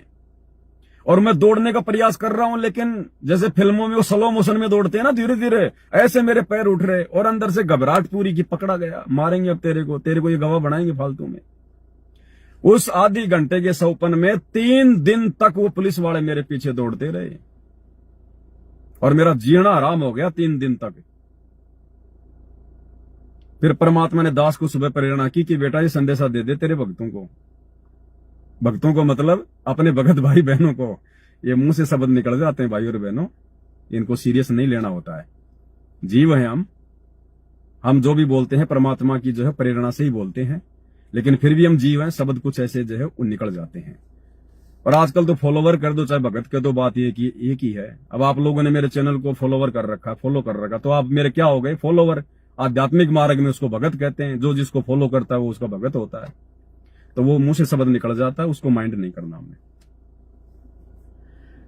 तो परमात्मा ने फिर दास को प्रेरणा की कि बेटा अपने भगत भाई बहनों को संदेशा दे दे। तो भाई और बहनों, इसी प्रकार हमने परमात्मा के प्रत्येक वचन को फॉलो करना है। और परमात्मा का शब्द भी यही कहता है, भाई और बात तेरे काम न आवे, तू संतों शरण लाग रे, के सोवे गफलत में बंदे, जाग जाग नर जाग रे, जाग जाग नर जाग रे। ये भाई ये और बातें, यानी भक्ति मार्ग में भक्ति के अलावा और अपनी रोजी रोटी के अलावा भगत के लिए बाकी और बातें फालतू की बातें हैं, ये हमारे किसी काम नहीं आएंगी। कोई मर रहा है, कोई जल रहा है, कोई कट रहा है, कोई लड़ाई झगड़ा कर रहा है, कुछ भी है वो कर रहे हैं, उनके अपने संस्कार हैं। हमने बीच में जाके सूरवीर की भूमिका नहीं निभानी, क्योंकि हमें पता है, आज हमें पता चल गया इस बात का, अगर 2 व्यक्ति आपस में लड़ रहे हैं, झगड़ रहे हैं, एक आदमी जो है कमजोर है, एक उसको जबरदस्ती मार रहा है, और यदि हमने बीच में जाके एंट्री कर दी तो हमने उनके पिछले जन्म के हिसाब किताब में डिस्टर्ब कर दिया। क्योंकि यहां तो बिना संस्कारों के चेहरे पे फुंसी भी नहीं हो सकती किस ब्रह्मांड में। ये कर्म प्रधान क्षेत्र है। अगर किसी के चेहरे पे कोई फुंसी भी हो रही है ना, तो उसके किसी संस्कार से हो रही है, वो कर्म से हो रही है, ऐसे नहीं हो सकती। यहां पर इतना जबरदस्त नियम है यहाँ का, सत का राज धर्म राय कर ही, अपना किया शबे दंड भरी। तो हमने अब वो भूमिका नहीं निभानी है जो हम पहले निभाया करते थे, पहले के जन्मों में या वर्तमान में गुरुजी का नाम और ज्ञान मिलने से जो है वो पहले। फालतू में जाके हम लोग सरपंच बन जाते थे मान बढ़ाई के चक्कर में, कि फलाने फलाने आदमी ने उन दोनों भाइयों का निपटारा करवा दिया, उनका समझौता करवा दिया। अरे भैया उसकी बात मानेंगे, उसकी बात मानते हैं लोग, उसको लाओ बुला के। अगर ऐसे कोई आपके पास में आ जाए तो हाथ जोड़ लेना, चाहे आड़ोसी पाड़ोसी हो, चाहे गांव का है, चाहे कोई रिश्तेदार हो, कि भैया माफ करना, मैं इन चीजों से दूर हूं, मैं अपना भक्ति भाव में रहता हूं, वो जाने उनका काम जाने, मेरे तो खुद के झगड़े नहीं मिट रहे भाई इस काल बली के साथ में, तुम्हारा कहां से मैं निपटा दूंगा। और यदि फालतू में सरपंच आप बन गए जाके किसी के कहने से, अरे चल तू तो वैसे चल यार मेरे साथ में खाली बैठ जाना, अगर डायरेक्ट जाके मान बढ़ाई में आके किसी के बीच के पंगे में, लड़ाई झगड़े में अगर बीच बचाव कर दिया आपने, अगर उनका समझौता वो करवा दिया, तो उनका तो समझौता हो गया, तू आ गया अपने घर पे, वो तो जगत वाले हैं।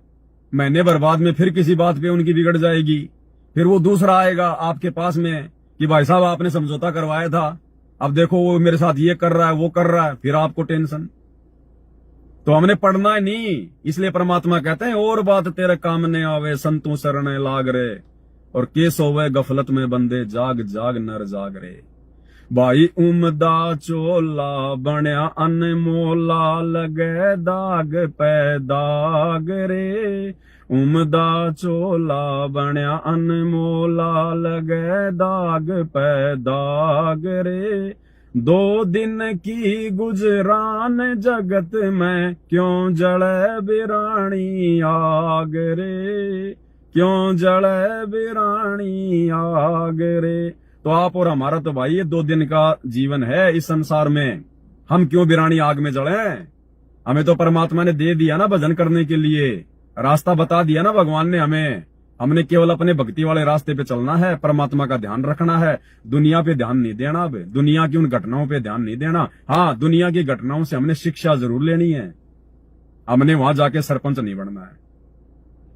तो इसी प्रकार भाई और बहनों ध्यान रखना, आप चाहे किसी ऑफिस में काम करते हैं, आप चाहे सरकारी नौकरी में हैं, चाहे प्राइवेट नौकरी में हैं, चाहे कोई मजदूरी करते हैं, चाहे किसी गांव में रहते हैं, चाहे किसी शहर में रहते हैं, आपने दूसरों की बातों में बेमतलब में उलझना है नहीं, पड़ना है नहीं। आपने पक्ष और विपक्ष की भूमिका निभानी नहीं है। दुनिया आपके पास में आएगी कि भाई साहब हम ऐसा ऐसा कर रहे हैं, बताओ आप इधर हो या फिर आप उधर हो। बोला भैया मैं तो किधर भी नहीं हूं, मैं तो अपने भगवान की तरफ हूं, तुम अपना इधर उधर करो, मुझसे कोई लेना देना नहीं है। एक भगत जी था, वो कह रहा था, एक बार ऐसी बातचीत हो गई थी, बोला भगत जी मैं एक बार फंस गया ऐसे चक्कर में, नाम ले रखा। अब नाम लेने के बाद तो हमें गुरुजी कहते हैं भैया अपना काम भी करो और अपना नाम भी सुमरण करो। अब ऐसे 2 मजदूर थे आपस में, और भी थे मजदूर वहां पर, तो वो आपस में झगड़ रहे थे। और झगड़ा इस बात का था कि जैसे मजदूर होता है आपस में 1500 रुपए की मदद आपस में ले लिया करते हैं, तो एक ने एक को 1000 रुपए दे दिए थे, वो समय पे उसको लौटा नहीं पाया। तो ऐसे उनका आपस में कोई झगड़ा सा हो गया, गाली गलौच हो गई। बोला मैं चला गया बीच में, और मैंने कहा क्यों लड़ रहे हो फालतू भाई, क्या चक्कर है। तो उन्होंने बात बताई, बोले ऐसे ऐसे 1000 रुपए लिए थे, इसने दिए नहीं, इतने दिन बीत गए। तो मैंने ये कह दिया अरे यार कौन सी बड़ी बात है, 1000 रुपए की, तो 1000 रुपए के लिए यार तुम लड़ रहे हो। तो वो जिसके पैसे लिए हुए थे, जो उसको दे नहीं रहा था, तो वो बीच में बोला अच्छा 1000 रुपए अगर ऐसे आते हैं तो ला फिर तू दे देना, ज्यादा अगर तू सरपंच बन रहा तो 1000 रुपए की तो बात है, ला तू दे दे 1000 रुपए। आ गया बीच में तू सरपंच बन के। अब वो भगत बोला मेरा तो छोटा सा मुंह हो गया ना, तो मेरे पास 1000 रुपए देने को थे, और क्या मैं उसको जवाब दूं। भाई अगलों की लड़ाई थी, अगलों का लेन देन था, उसके लिए तो 1000 रुपए क्या पता क्या है वो क्या नहीं है। मुझे बोलने की ये क्या जरूरत थी कि भाई 1000 रुपए की तो बात है। उसने तुरंत कह दिया अल्लाह बोलो तू दे दे 1000 रुपए अगर ऐसे आते हैं तो हम अपनी फालतू में बेइज्जती करवाएंगे, क्योंकि हम भगत हैं और भक्ति से जरा भी साइड में हटेंगे, हम अपनी बेइज्जती करवाएंगे, अपने भजन का नाश करवाएंगे। हमने इस चक्कर में नहीं पड़ना बिल्कुल भी किसी भी प्रकार से। तो ये 3 गलतियां दास से सोपन में हुई थी।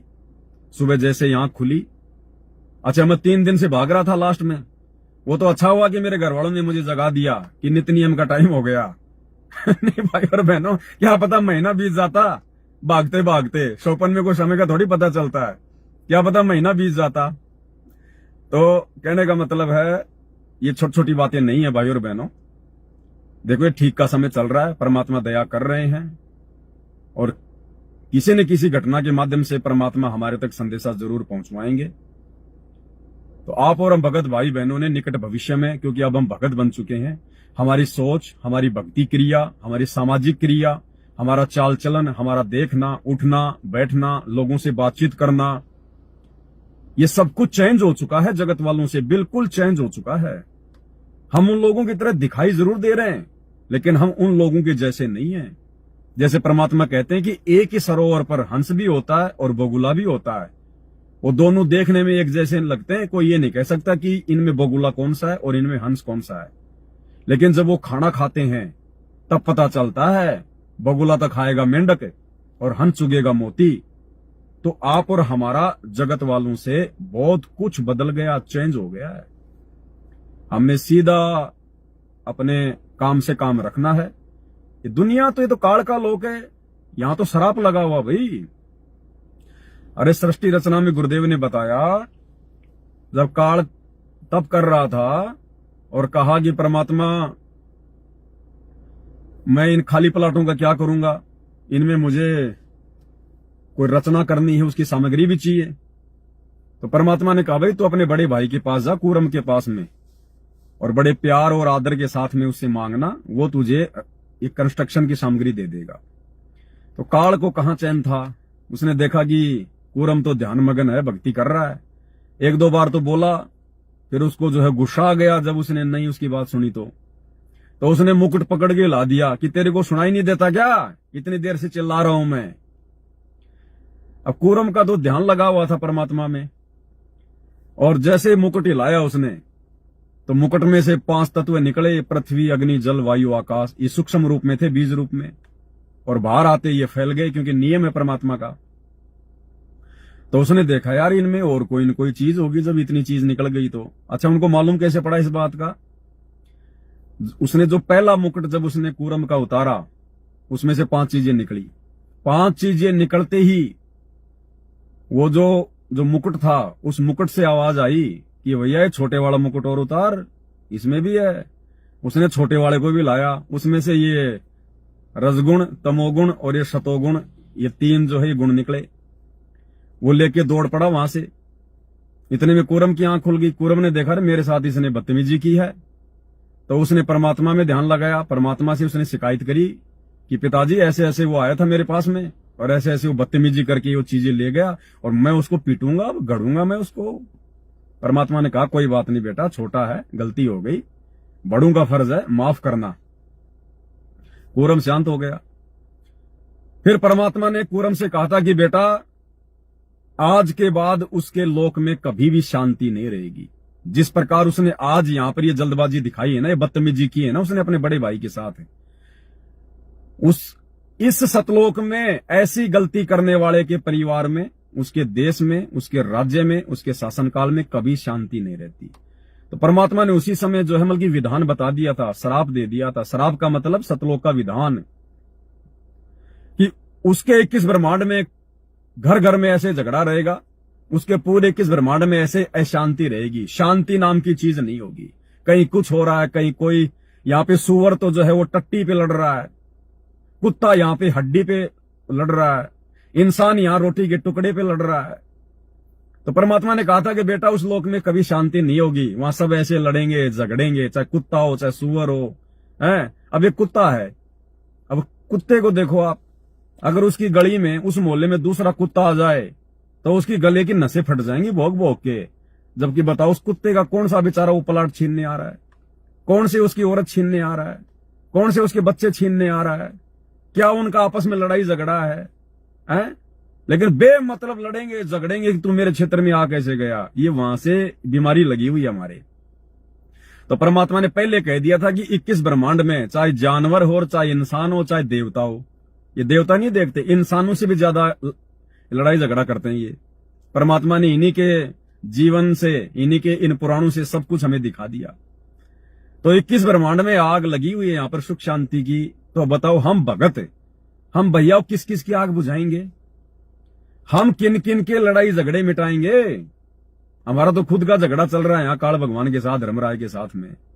तो हमने तो अपना झगड़ा मिटाना है और टाइम पास करना है। जितनी परमात्मा ने सांसें दे रखी है, जितना हमारा जीवन है, टाइम पास करना, हाथ जोड़ जोड़ के परमात्मा बचा के रखना, अड़ोसी से, पाड़ोसी से, रिश्तेदारों से, फालतू के लोगों से, गांव गली वालों से, काम धंधे वालों से, ऑफिस वालों से, कंपनी वालों से। कोई फालतू की यारी दो। आप किसी फैक्ट्री में भी काम करते हैं, मजदूरी भी करते हैं, वहां भी मजदूरों से फालतू में यारी दोस्ती रिश्तेदारी जान पहचान मत निकालो। सीधा जाओ सीधा आओ, अपना सुमरण करते जाओ, सुमरण करते आओ। अगर आपने दोस्त बना लिए ना वहां भी, तो आपका आने जाने का समय आपका बर्बाद होगा। वो दोस्त फिर आपके साथ आएगा और साथ जाएगा और दुनिया भर की बात करेगा। तो बिल्कुल भगत एकांत में अपनी तरफ से कुछ भी शुरू मत करो, और बिल्कुल अलग थलग से जैसे ये दास रहता है। इस दास का पूरे जयपुर शहर में एक भी व्यक्ति ऐसा नहीं है जिसको मैं ये कह सकूं कि ये मेरा मित्र है, ये मेरा दोस्त है, ये मेरा जानकार है, ये मेरा मिलने वाला है। या जब से नाम दीक्षा ली है, मैं एक बार भी अगर मैं किसी से जाके अगर मैं मिला हूं तो, जबकि पहले इसी जयपुर के अंदर इस दास का भी थोड़ा बहुत नाम चला करता था। जिस क्षेत्र में हम थे, स्पोर्ट्स लाइन में था मैं। 21 किलोमीटर की दौड़ थी मेरे पास में, रोजाना 21 किलोमीटर तो दौड़ना होता था मुझे, सुबह 4 बजे उठ के, क्योंकि मेरे पास में हाफ मैराथन थी। हाफ मैराथन होती है 21 किलोमीटर की दौड़। मेरा सब्जेक्ट भी, मैं राजस्थान कॉलेज में यहाँ पे जयपुर में जो है पढ़ा करता था, मेरा जो सब्जेक्ट था वो भी जो मतलब की फिजिकल एजुकेशन था। शरीर तोड़ दिया था मैंने जिम में जा जाके फिजिकल में। 21 किलोमीटर तो रोजाना दौड़ा करता था। अब 21 किलोमीटर की तैयारी के लिए 30 किलोमीटर 35 किलोमीटर दौड़ना पड़ता है। सप्ताह में 2 बार तो पहाड़ों पे दौड़ना पड़ता था, स्टेमिना के लिए, एनर्जी के लिए। पार्कों में पड़े पड़े वहीं पे पहन के वो कच्छे और आपस में एक्सरसाइज वगैरह में लगे रहा करते थे। कुछ नहीं हासिल हुआ, समय और श्वासों की बर्बादी हुई। आज घुटने दर्द करते हैं, आज घुटने दर्द करते हैं, क्योंकि उस समय फालतू में शरीर को तोड़ दिया। ये शरीर को एक्सरसाइज के लिए थोड़ी मिला था। हड्डियों के अंदर गैप हो जाता है और शरीर फिर आगे चल के फिर ये दिक्कत करेगा। तो अब पता चल रहा है वो एक्सरसाइज अब क्या काम आ रही है, नुकसान दे रही है आज वो। तो हमारे भी यहाँ पे खूब यार थे, दोस्त थे, और मैं तो वैसे भी बहुत निकम्मा आदमी था। दुनिया भर की लड़कियों के साथ में भी मेरे बहुत ज्यादा मेरे जो है मतलब के संबंध हुआ करते थे। मैंने आपको पहले भी बताया था कि मेरे जैसा नीच इंसान नहीं था। ये तो भगवान सतगुरु रामपाल जी की दया हुई, परमात्मा की, जो मुझ नीच को अपनी शरण में ले लिया। परमात्मा ने मेरी दिशा बदल दी। नहीं, जिस रास्ते पे मैं चल पड़ा था, या तो आजीवन आज मैं किसी जेल में होता, आजीवन, या फांसी पे लटका दिया होता। लेकिन परमात्मा ने, सतगुरु आए दया करी ऐसे दीन दयाल। इसलिए उन पुराने दिनों को याद करके मुझे खुशी नहीं होती, मुझे भय होता है। और जब मुझे कोई दिखाई दे जाता है, मेरा कोई पुराना कोई मित्र वगैरह, कोई परिचित वगैरह, मैं गाड़ी के साइड के शीशों के ऊपर ये चढ़ा लेता हूं, ये क्या बोलते हैं, ये जालियां, और मुंह के मास्क वगैरह लगा के मैं मार्केट में जाता हूं।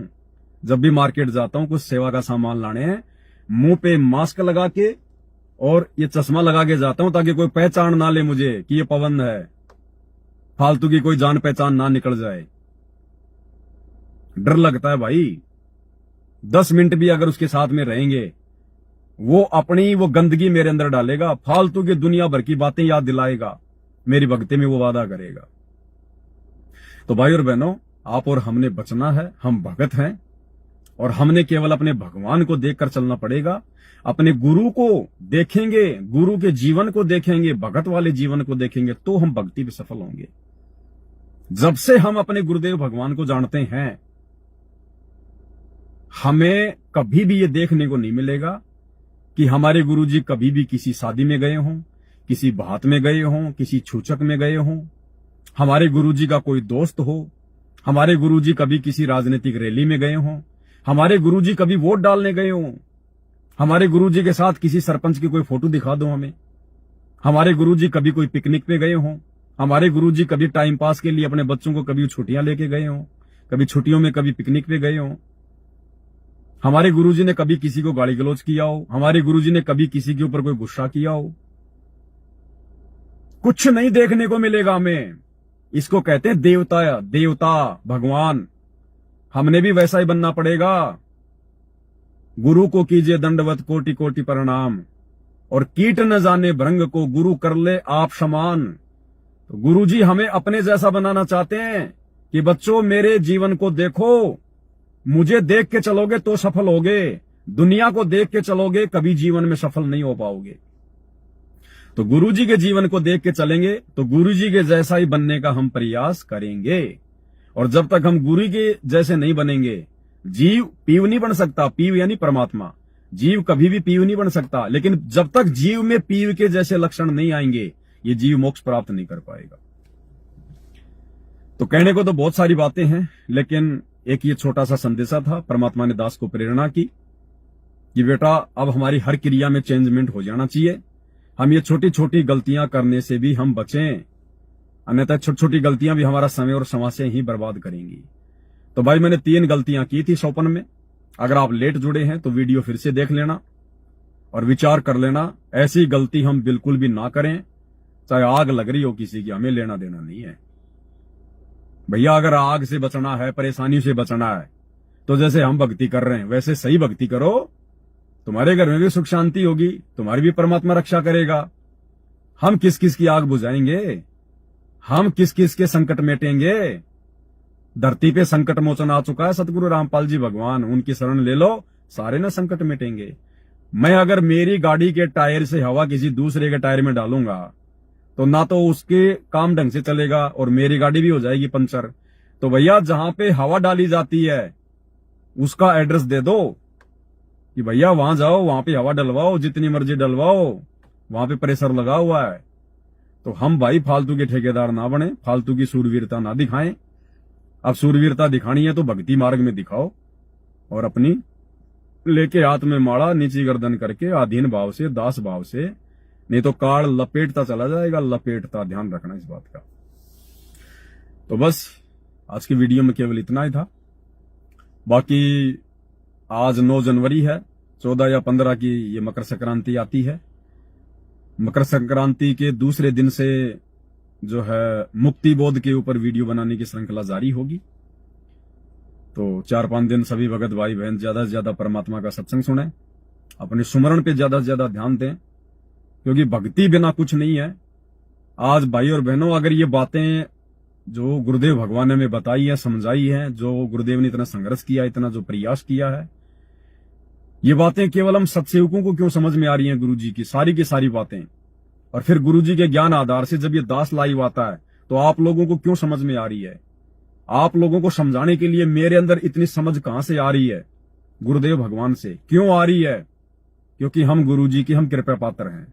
आप और हमारे ऊपर गुरुजी की विशेष मेहर है, तो हमने तो इस मेहर को बना के रखना है, इस मेहर को। और मेहर ये तभी बनेगी जब हम अपने गुरु के अनुसार चलेंगे और भक्ति को प्रथम महत्व देंगे। अपने काम धंधे, व्यापार, नौकरी से भी ज्यादा महत्व जब हम भक्ति को देंगे कि काम बिगड़े तो बिगड़ने दे, 1 घंटा लेट हो रहा तो होने दे, पहले अपनी भक्ति है, पहले तीनों समय की आरती है, पहले अपना ये प्रथम मंत्र सतनाम है, उसके बाद में बाकी सांसारिक काम है। क्योंकि अब हमें पता चल गया है उस सांसारिक काम के बिना, चाहे वो कितना अर्जेंट क्यों ना हो, उसके बिना हमारा काम फिर भी चल जाएगा, लेकिन इस भक्ति के बिना हमारा काम नहीं चलेगा। और सांसारिक उन कार्यों से हमारी भक्ति नहीं बन सकती, लेकिन भक्ति से सांसारिक कार्य भी परमात्मा बनाएगा। तो हमने भक्ति को प्रथम प्रायोरिटी देनी है। दुनिया तो नादान है, अनजान है, आध्यात्मिक ज्ञान से कोसों दूर है। इसलिए दुनिया का तो मकसद केवल उनको जन्म से ही माँ बाप के द्वारा, रिश्तेदारों के द्वारा, समाज के द्वारा केवल यही बताया जाता है कि बेटा धन पैसा है तो सब कुछ है, नहीं तो कुछ नहीं है। तो वो तो पूरी जिंदगी पैसे को लेके चलता है। लेकिन आप और हमें गुरुजी ने बता दिया, कबीरा सब जग निर्धना, धनवंता ना कोई, धनवंता सो जानिए जा फिर राम नाम धन होए। एक फोन आ रहा है, किसका उठा लेते हैं। हेलो सत साहिब जी। सत साहिब जय बंदी छोड़। जय हो बंदी छोड़ की। भगत जी, वो जैसा अभी आपने शोपन का जिक्र किया था जी, तो दास को भी क्या ये शोपन दोस्त बहुत मतलब परेशान करते, बीच बीच में, हफ्ते में 2 दिन में, 5 दिन में से। भगत जी देखो, शौपन दोष एक नेचुरल जो है वो प्रोसीजर है जी। शौपन में अगर शौपन दोष हो रहा है जी तो उसके 2 कारण होते हैं भगत जी। जी। सबसे पहला कारण तो है हम दिन भर में हम क्या सोचते हैं, क्या हम लोग देखते हैं, क्या हम लोग मोबाइल में देख रहे हैं, क्या क्या हम लोग बातें कर रहे हैं जी। उसी अनुसार फिर वही बातें फिर रात्रि में आएंगी, फिर वो शौपन में। क्योंकि हमारा शरीर एक मशीन है, एक कंप्यूटर है। जी। ठीक है। यदि आप इस प्रकार से कुछ भी कोई वो हरकत, कोई क्रिया फालतू का मोबाइल में देखना सेकना यदि आप नहीं करते हैं जी, और उसके बाद भी यदि आपको शौपन दोष होते हैं जी, तो फिर वो हमारे शरीर का कोई खान पान का फिर ऐसा कोई वो प्रोसीजर है। और फिर उसमें भगत जी हमारे को कोई दोष नहीं होता, क्योंकि शौपन में हमारे ऊपर कोई जो है कंट्रोल नहीं होता है। जी। तो शौपन में चाहे हम कोई अच्छा काम कर रहे हैं, चाहे हम कोई बुरा काम कर रहे हैं, शौपन में हमें कोई दोष नहीं लगता है। जी। लेकिन शौपन से फिर हमें ये सावधानी जरूर बरतनी है कि ऐसा मेरे साथ बार बार क्यों हो रहा है, मेरे विचारों में कोई कमी है, या मेरे खान पान में कोई कमी है, या मेरी क्रिया में कोई कमी है, तो उसमें धीरे धीरे फिर अपना जो है वो सुधार करो। बिल्कुल भगत जी, वही दास ने मैंने कहा भगत जी से एक बार जानकारी तो ले लूं कम से। हाँ ठीक है जी। जी जी भगत जी, ये था बस, ये पूछना। सत साई भगत जी। सत साई।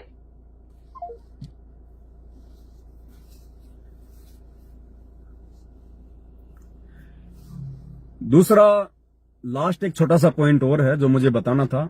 अच्छा हुआ भगत जी का फोन आ गया, इन्होंने सोपन का जिक्र कर दिया। दूसरा ये था भाई और बहनों, अब क्या कि हम लोग जीव हैं और हम लोग एक दूसरे के प्रति आकर्षित भावुक बहुत जो है जल्दी हो जाते हैं। ये एक जीव की एक कमजोरी बताई परमात्मा ने। इसका फायदा भी मिलता हमें और इसकी एक कमजोरी भी है। अब फायदा जो मिलता है वो तो हमें मिल गया क्योंकि हमने गुरुजी को उसी भावुकता से लिया, हमने गुरुजी के सत्संग सुनने में रुचि दिखाई, तो हमारे को उस चीज का फायदा मिल गया। और नुकसान इसका यह है कि यदि अब हमने अपने गुरु के अलावा यदि किसी अन्य जीव को यानी किसी भगत भाई को ज्यादा महत्व देना शुरू कर दिया भावुकता में आके, उसकी किसी ऐसी बातों के ऊपर भावुक होके, तो फिर हम नुकसान उठा जाएंगे। तो बहुत सारे भाई बहन क्या करते हैं, भगत जी मुझे ये सपना आया, भगत जी मुझे वो सपना आया। तो भगत जी देखो, दास कोई काउंसलर नहीं है, दास ने कोई कंसल्टेंसी कोई कंपनी नहीं खोल रखी है कि आप लोग मुझसे शेयर करो फिर मैं आपको बताऊं। भक्ति मार्ग से संबंधित बातें, गुरुजी के ज्ञान से, सत्संग से, पुस्तकों से संबंधित बातों के लिए आप भाई बहनों से डिस्कस 100 बार करो। लेकिन आपकी जो पर्सनल लाइफ है, जो पर्सनल जो परिवार का मैटर है, आपको क्या सपना आया है, अब इन चीजों के लिए भी यदि आप दूसरों पर डिपेंड रहना सीख जाओगे तो ये बहुत बड़ी कमजोरी है। ये भी काल ठगेगा फिर त्रिकुटी पे। भाई आपको गुरुजी ने ज्ञान दे रखा है, आप पे दया कर रखी है, आप जी भक्ति कर रहे हो। अब आप स्वयं उन चीजों का निर्णय करो कि मुझे जो सौपन आया वो क्यों आया है।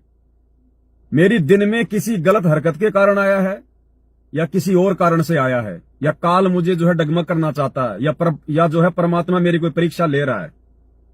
तो अब उस भगत ने खुद विचार करना पड़ेगा। छोटी छोटी बातों के लिए दूसरे भगतों पर डिपेंड होगे। भाई सतलोक आश्रमों से जुड़े हुए भाई बहनों की जो है ये गंदी आदत है। उनकी आदत तो काल ने जो है बिगाड़ दी है। कोई भी बात होती है अपने कोऑर्डिनेटर को फोन मिला दो, नामदान संचालक को फोन मिला दो, 4 नंबर इन्होंने सतलोक आश्रम के दे रखे हैं, भगत जी मेरी अरदास लगा दो, मेरी प्रार्थना लगा दो। अरे फिर भगत को कौन से दिन विचार करने दोगे? भगत भी तो विचार करे, वो भी तो थोड़ा दिमाग पे जोर डाले, गुरुजी के सत्संगों को आधार बनाए कि ऐसा क्यों हो रहा है। अगर दूसरे पे निर्भर रहोगे तो शरीर छोड़ने के बाद जब हम त्रिकुटी की यात्रा करेंगे वहां तो लाख परेशानी आएंगी, फिर किसको फोन मिलाओगे? वहां कोई नहीं होगा फिर। तो ये गंदी आदत है, इसको सुधारो। हेलो हेलो सतसाहेब बाबा जी, सतसाहेब जी, सतसाहेब। हाँ, मैं देवांशु भैया बोल रहा हूँ दास जी, बोलिए। वेस्ट बंगाल से जी जी सर। भगत जी मेरा एक सवारी गाड़ी है, उसमें अगर कोई पूजा में जाना चाहता है तो लेके जा सकता हूँ क्या? भगत जी देखो, 2 बातें हैं। हाँ जी। अगर आपकी खुद की गाड़ी है, हाँ जी। अगर आपकी खुद की गाड़ी है, कोई यदि आपसे उस गाड़ी को यदि मतलब की बुकिंग पे लेता है ब्याह शादी के लिए या किसी मंदिर के लिए या किसी पूजा पाठ के लिए, अच्छा, तो हमने बिल्कुल भी वो बुकिंग नहीं लेनी है। अच्छा अच्छा। यदि आप ड्राइवर हैं, आप किसी की गाड़ी चलाते हैं, हाँ जी। और यदि ऐसी कोई बुकिंग आपके पास यदि आपका मालिक भेजता है तो फिर आप वहां पे एज ए ड्राइवर जो है मतलब कि जा सकते हैं। अच्छा अच्छा अच्छा। बाकी देखो, ज्ञान होने के बाद तो भगत वहां भी नहीं जाएगा फिर, लेकिन वो एक मजबूरी बस हम लोग ऐसा जो है कर सकते हैं। लेकिन जिस समय में पूरा ज्ञान हो जाएगा ना, हाँ जी, हाँ जी। फिर भले हम ड्राइवरी कर रहे हैं, फिर हम ऐसी बुकिंग पे नहीं जाएंगे। हम जब भी किसी की गाड़ी हम जो है वो चलाएंगे, ज्वाइन करेंगे, तो हम उसको पहले बोल देंगे भैया कि मैं ये फालतू की जो ये बुकिंग वगैरह आएंगी कि भैया वो राम मंदिर में जाना है, वो मस्जिद में जाना है, वो जागरण में जाना है, भैया मैं ये बुकिंग वगैरह लेके नहीं जाऊंगा। आप मतलब उन बुकिंग के लिए कोई और ड्राइवर देख लेना। मुझे आपने जो ड्राइवर रखा है, जो मैंने देख लिया कि हाँ ये काम करने में मुझे दिक्कत नहीं है, मैं केवल वही ड्राइविंग करूंगा, फालतू की नहीं करूंगा। हाँ, नहीं मैं मेरा खुद का सवारी गाड़ी है। हाँ, तो आपने फिर इस प्रकार की कोई भी धार्मिक बुकिंग नहीं लेनी, कोई जागरण की, कोई समामणि की, या दुनिया भर का जो आडंबर होता है, जो ब्याह शादी वगैरह। ना देखो भगत जी, बहुत सारी बातें हैं। भगत को बहुत ही लिमिट और सीमित वाला काम करना पड़ेगा, छोटा मोटा काम धंधा करना पड़ेगा। अब ये दुनिया भर के काम हमारे को ये फंसाएंगे भगत जी। हाँ जी, हाँ जी। तो हमने लफड़ों में नहीं पड़ना है। या तो उस गाड़ी को बेच बाच दो, कोई और देख लो अपना छोटा मोटा कुछ। हाँ, नहीं गाड़ी नहीं बेचेंगे, लेकिन ऐसे काम में नहीं जाना है। हाँ भगत जी, ऐसे काम में नहीं जाना। बाकी आप अपना सवारी में चला रहे हो तो कोई दिक्कत नहीं है। अगर आपने कोई रूट ले रखा है उसमें कोई दिक्कत नहीं है। नहीं बाबा जी, जैसे कोई मरीज हो गया मेडिकल हाँ मेडिकल में वो लेके जा सकते हैं। देखो मैं क्या कह रहा हूँ, मरीज को ले जाने में दिक्कत नहीं है, किसी की डिलीवरी को ले जाने में दिक्कत नहीं है, हॉस्पिटल में जाने में दिक्कत नहीं है, कोई एयरपोर्ट से आ रहा है उसको लाने ले जाने में कोई दिक्कत नहीं है। जो बातें हमारी भक्ति मर्यादाओं में नुकसानदायक हैं, जो नियम हमें जो गुरुजी ने जो है वो दिए हुए हैं, उन नियमों से बाहर ना तो हम चलेंगे ना हमारी गाड़ी चलेगी, हाँ जी वरना फिर हमारा सहयोग हो जाएगा उनमें। हाँ जी हाँ जी। बाकी इमरजेंसी में ऐसे अगर कोई चीज है जिसमें कोई मर्यादा नहीं टूटती है, बच्चों को स्कूल में छोड़ना है या और किसी को कोई और जगह कोई छोड़ के आना है, कोई हॉस्पिटल में है, कोई इमरजेंसी है, उसमें दिक्कत नहीं है। लेकिन जो आन उपासना है, जो शास्त्र विरुद्ध जो बातें हैं, जो कर्म है, वहां यदि हम जाएंगे या हमारी चाहे वो गाड़ी जाएगी, उसमें नुकसान है। इन चीजों का ध्यान भगत रखो। जी भगत जी और एक बात है, जो राशन की बात होता है, जो उसमें जो मोहब्बत में देता है सरकार ने, तो उसको तो हम लोग नहीं ले रहे हैं, लेकिन आप एक बार लाइव आए थे, बोला उसे कुछ मुद्रा देके लेना हो तो ले सकते हैं। नहीं, मैंने ये कहा भगत जी, राशन चाहे सरकारी हो चाहे प्राइवेट हो, अगर सामने वाला यदि उसका पैसा लेता है, सरकार ने यदि कीमत उसकी निर्धारित यदि वो की हुई है, हाँ जी, तो वो कीमत दे के लेना है, वो कीमत वाला अनाज लेना है, चाहे सरकारी हो चाहे बाहर का हो। मुफ्त का हमने ना सरकार का लेना ना किसी और का लेना। नहीं भगत जी, मैं ये नहीं बोल रहा हूँ, मैं बोल रहा हूँ अगर राशन में हम पैसा दे के लिया, वो तो पैसा सरकार नहीं ले रहा है। ना ये गलती मत कर देना। अगर डीलर को यदि आप जी पैसा लेके यदि मतलब कि सस्ते के चक्कर में अगर आप गेहूं या कुछ और चीज आप ले रहे हो, हाँ जी, तो आपने तो उसको डीलर को पैसे दे दिए, डीलर थोड़ी देगा सरकार को पैसे, क्योंकि वो तो फ्री में आ रहा है। हाँ वही बात तो वो नहीं लेना भगत जी, वो फिर गलत हो जाएगा, आपके पैसे का दुरुपयोग होगा फिर। हाँ जी हाँ जी। अगर सरकार की तरफ से अगर गेहूं जो चाय चीनी जो भी है, यदि उसका पैसा यदि वो निर्धारित है, तो वो पैसा दे के हम ले सकते हैं, बाकी वैसे नहीं। तो वही बात को लेके एक बार हम बहस हो गया, बोलता है ऐसे ऐसे बोला, हम बोला नहीं ऐसे बात नहीं नहीं हो सकता, अगर किसी भाई ने मुझसे पूछा होगा तो हो सकता है मैं उसके सवाल को जो है मतलब कि समझ नहीं पाया हूँगा। हाँ वो समझ नहीं पाया, तो वो मेरे को बोला था, नहीं जो पवन भैया ने बोला ऐसे ऐसे, हम बोला ऐसा कोई बात नहीं है, अगर सरकार लेता है तो हम उसको देंगे, बिल्कुल अगर नहीं लेता तो मैं कैसे देंगे। बिल्कुल, फिर नहीं लेना, फिर पॉकेट में हमको नहीं लेना है। पॉकेट में नहीं लेना, वो सस्ते के चक्कर में नहीं लेना फिर। हाँ ठीक है भैया जी, सत साहिब जय बंदी छोड़। जय बंदी छोड़। सत्साई भाई और बहनों, दया है परमात्मा की। अब भाई और बहनों, अगर इसी प्रकार से अगर ये बातें ज्ञान चर्चा, परमात्मा इन्हीं बातों से तो प्रसन्न होता है। वो अंतर्यामी यही देखने के लिए तो इसी समय के लिए तो हिसार जेल में जाके बैठा है अपने मिशन के लिए। उसको इसी प्रकार के बच्चे चाहिए, उसको ऐसी ही संगत चाहिए जो अपने गुरु के ज्ञान को आधार बना के स्वयं डिसीजन ले, फैसले ले भक्ति मार्ग के, अपने सामाजिक जीवन के, हम कैसे अपनी मर्यादा बचा सकते हैं, कैसे हमारी भक्ति बचेगी। तब परमात्मा प्रसन्न होगा कि हाँ अब ये बच्चे अपने पैरों पे खड़े हो गए। तब परमात्मा खुशी खुशी यहां से सतलोक के लिए विदा होगा। अन्यथा हर युग में परमात्मा नाराज होके दुखी होके गया है। तो अब हमने परमात्मा को नाराज नहीं करना है। और यही बातें भाई और बहनों जो सात संगति में होती है, दास लाइव आके करता है। अगर इन सतलोक आश्रमों में शुरू हो जाएं, जबकि कितना अच्छा मौका उनके पास में अपने को कर्म बनाने का। इन आश्रमों में इन्होंने बड़े बड़े आश्रम खोल रखे हैं, लाखों भगत वहां पर इकट्ठे होते हैं, 2-2 दिन रुकते हैं, 3 दिन रुकते हैं। उन आश्रमों में इतने बड़े बड़े भगत हैं जो 20-20 साल से जो गुरुजी के साथ में रहा करते थे, सार नाम मिल गया। एक भी माई का लाल ऐसा नहीं है उन आश्रमों में जो संगत को ये कह सके कि भैया देखो संध्या आरती हो गई है, सभी भगत भाई बहनों ने भंडारा ले लिया है, रात्रि के 10 बज गए या फिर 11 बज गए और बाल बच्चे सबके सो गए हैं। अब हम सभी भगत भाई बहन बैठ के परमात्मा की चर्चा करेंगे, एक दूसरे भगत भाई बहन की शंकाओं का समाधान करेंगे।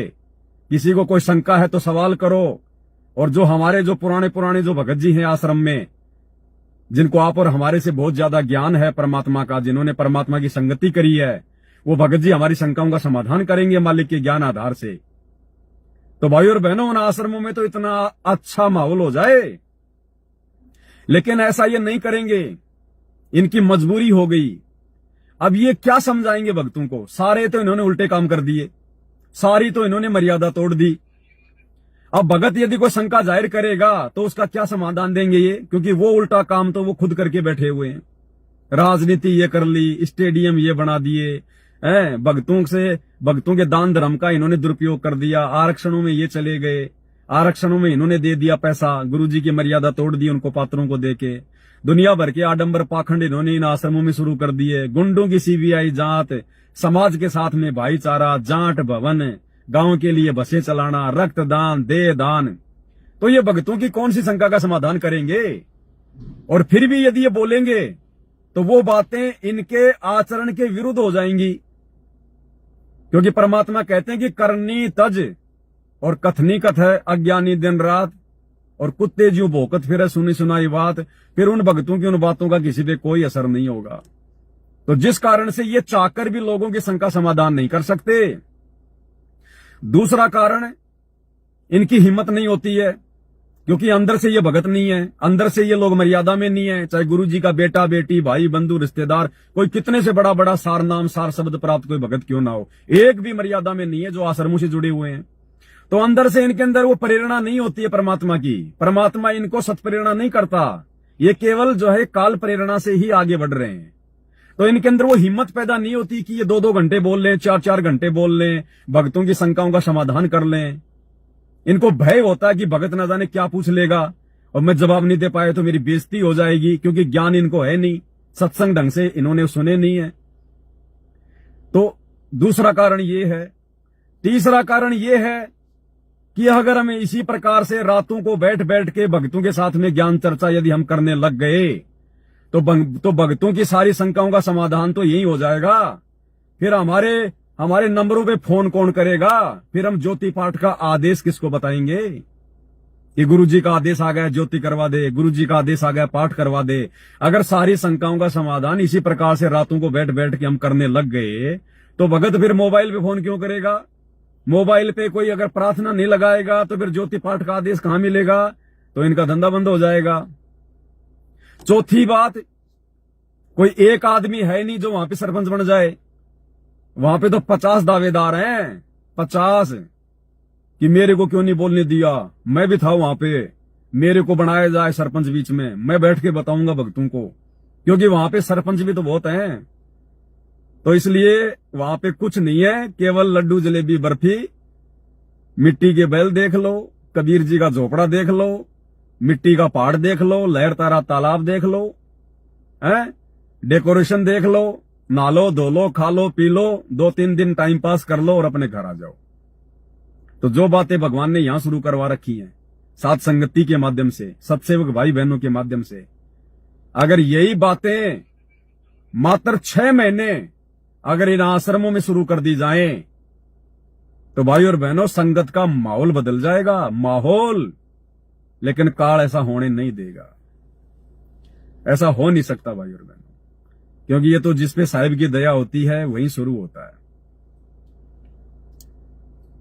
अब फोन आ रहे हैं बहुत सारे भाई बहनों के, फिर लंबा समय हो जाएगा भाई और बहनों। 1-1, 1.5 घंटे की वीडियो ठीक है, इससे ज्यादा नहीं होनी चाहिए। तो अब वीडियो को हम समाप्त करेंगे। परमात्मा फिर दया करेंगे, फिर परमात्मा कोई प्रेरणा करेंगे तो फिर आप भाई बहनों के सामने आके वो बातें बताई जाएंगी। और भाई और बहनों, तभी फायदा है जब हम इन बातों पे अमल करें, क्योंकि ये संदेश कोई पवन दास के नहीं है, ये संदेश किसी भगत भाई के मत मान लिया करो। चाहे पवन दास लाइव आता है, चाहे सुरजीत दास लाइव आता है, या और कोई भगत भाई बहन, कोई रामेश्वर दास है, जैसे 2-4 भाई बहन लाइव आते हैं, बातें करते हैं ज्ञान आधार से, मालिक की दया है। तो हमने उन बातों को, उन भगतों की बात नहीं समझना चाहिए कि ये भगत कह रहा है। वो भगत चाहे जो मर्जी कह रहा है, उस भगत की उस बात को सुनो अगर समय है तो। और वो भगत जो कह रहा है और जो मानने योग्य बातें जो गुरुजी के ज्ञान से संबंधित हैं और जो आपकी आत्मा स्वीकार करती है, उन्हीं बातों को मानो। उन बातों को फिर ये ना सोचना कि ये तो भगत जी कह रहा है, वो भगत ही कह रहा है। भले मैं कौन सा भगवान हूं, मैं भी तो तुम्हारा जो है गुरु भाई हूं। तो फिर वो बातें उस समय उस भगत की नहीं होती है, परमात्मा उसे बुलवा रहा होता है। अगर आपके समझ में आ जाए तो उन बातों को एक्सेप्ट करो। तो इस प्रकार से है। तो आज की वीडियो में केवल इतना ही। बंदी छोड़ सतगुरु रामपाल जी भगवान की जय हो।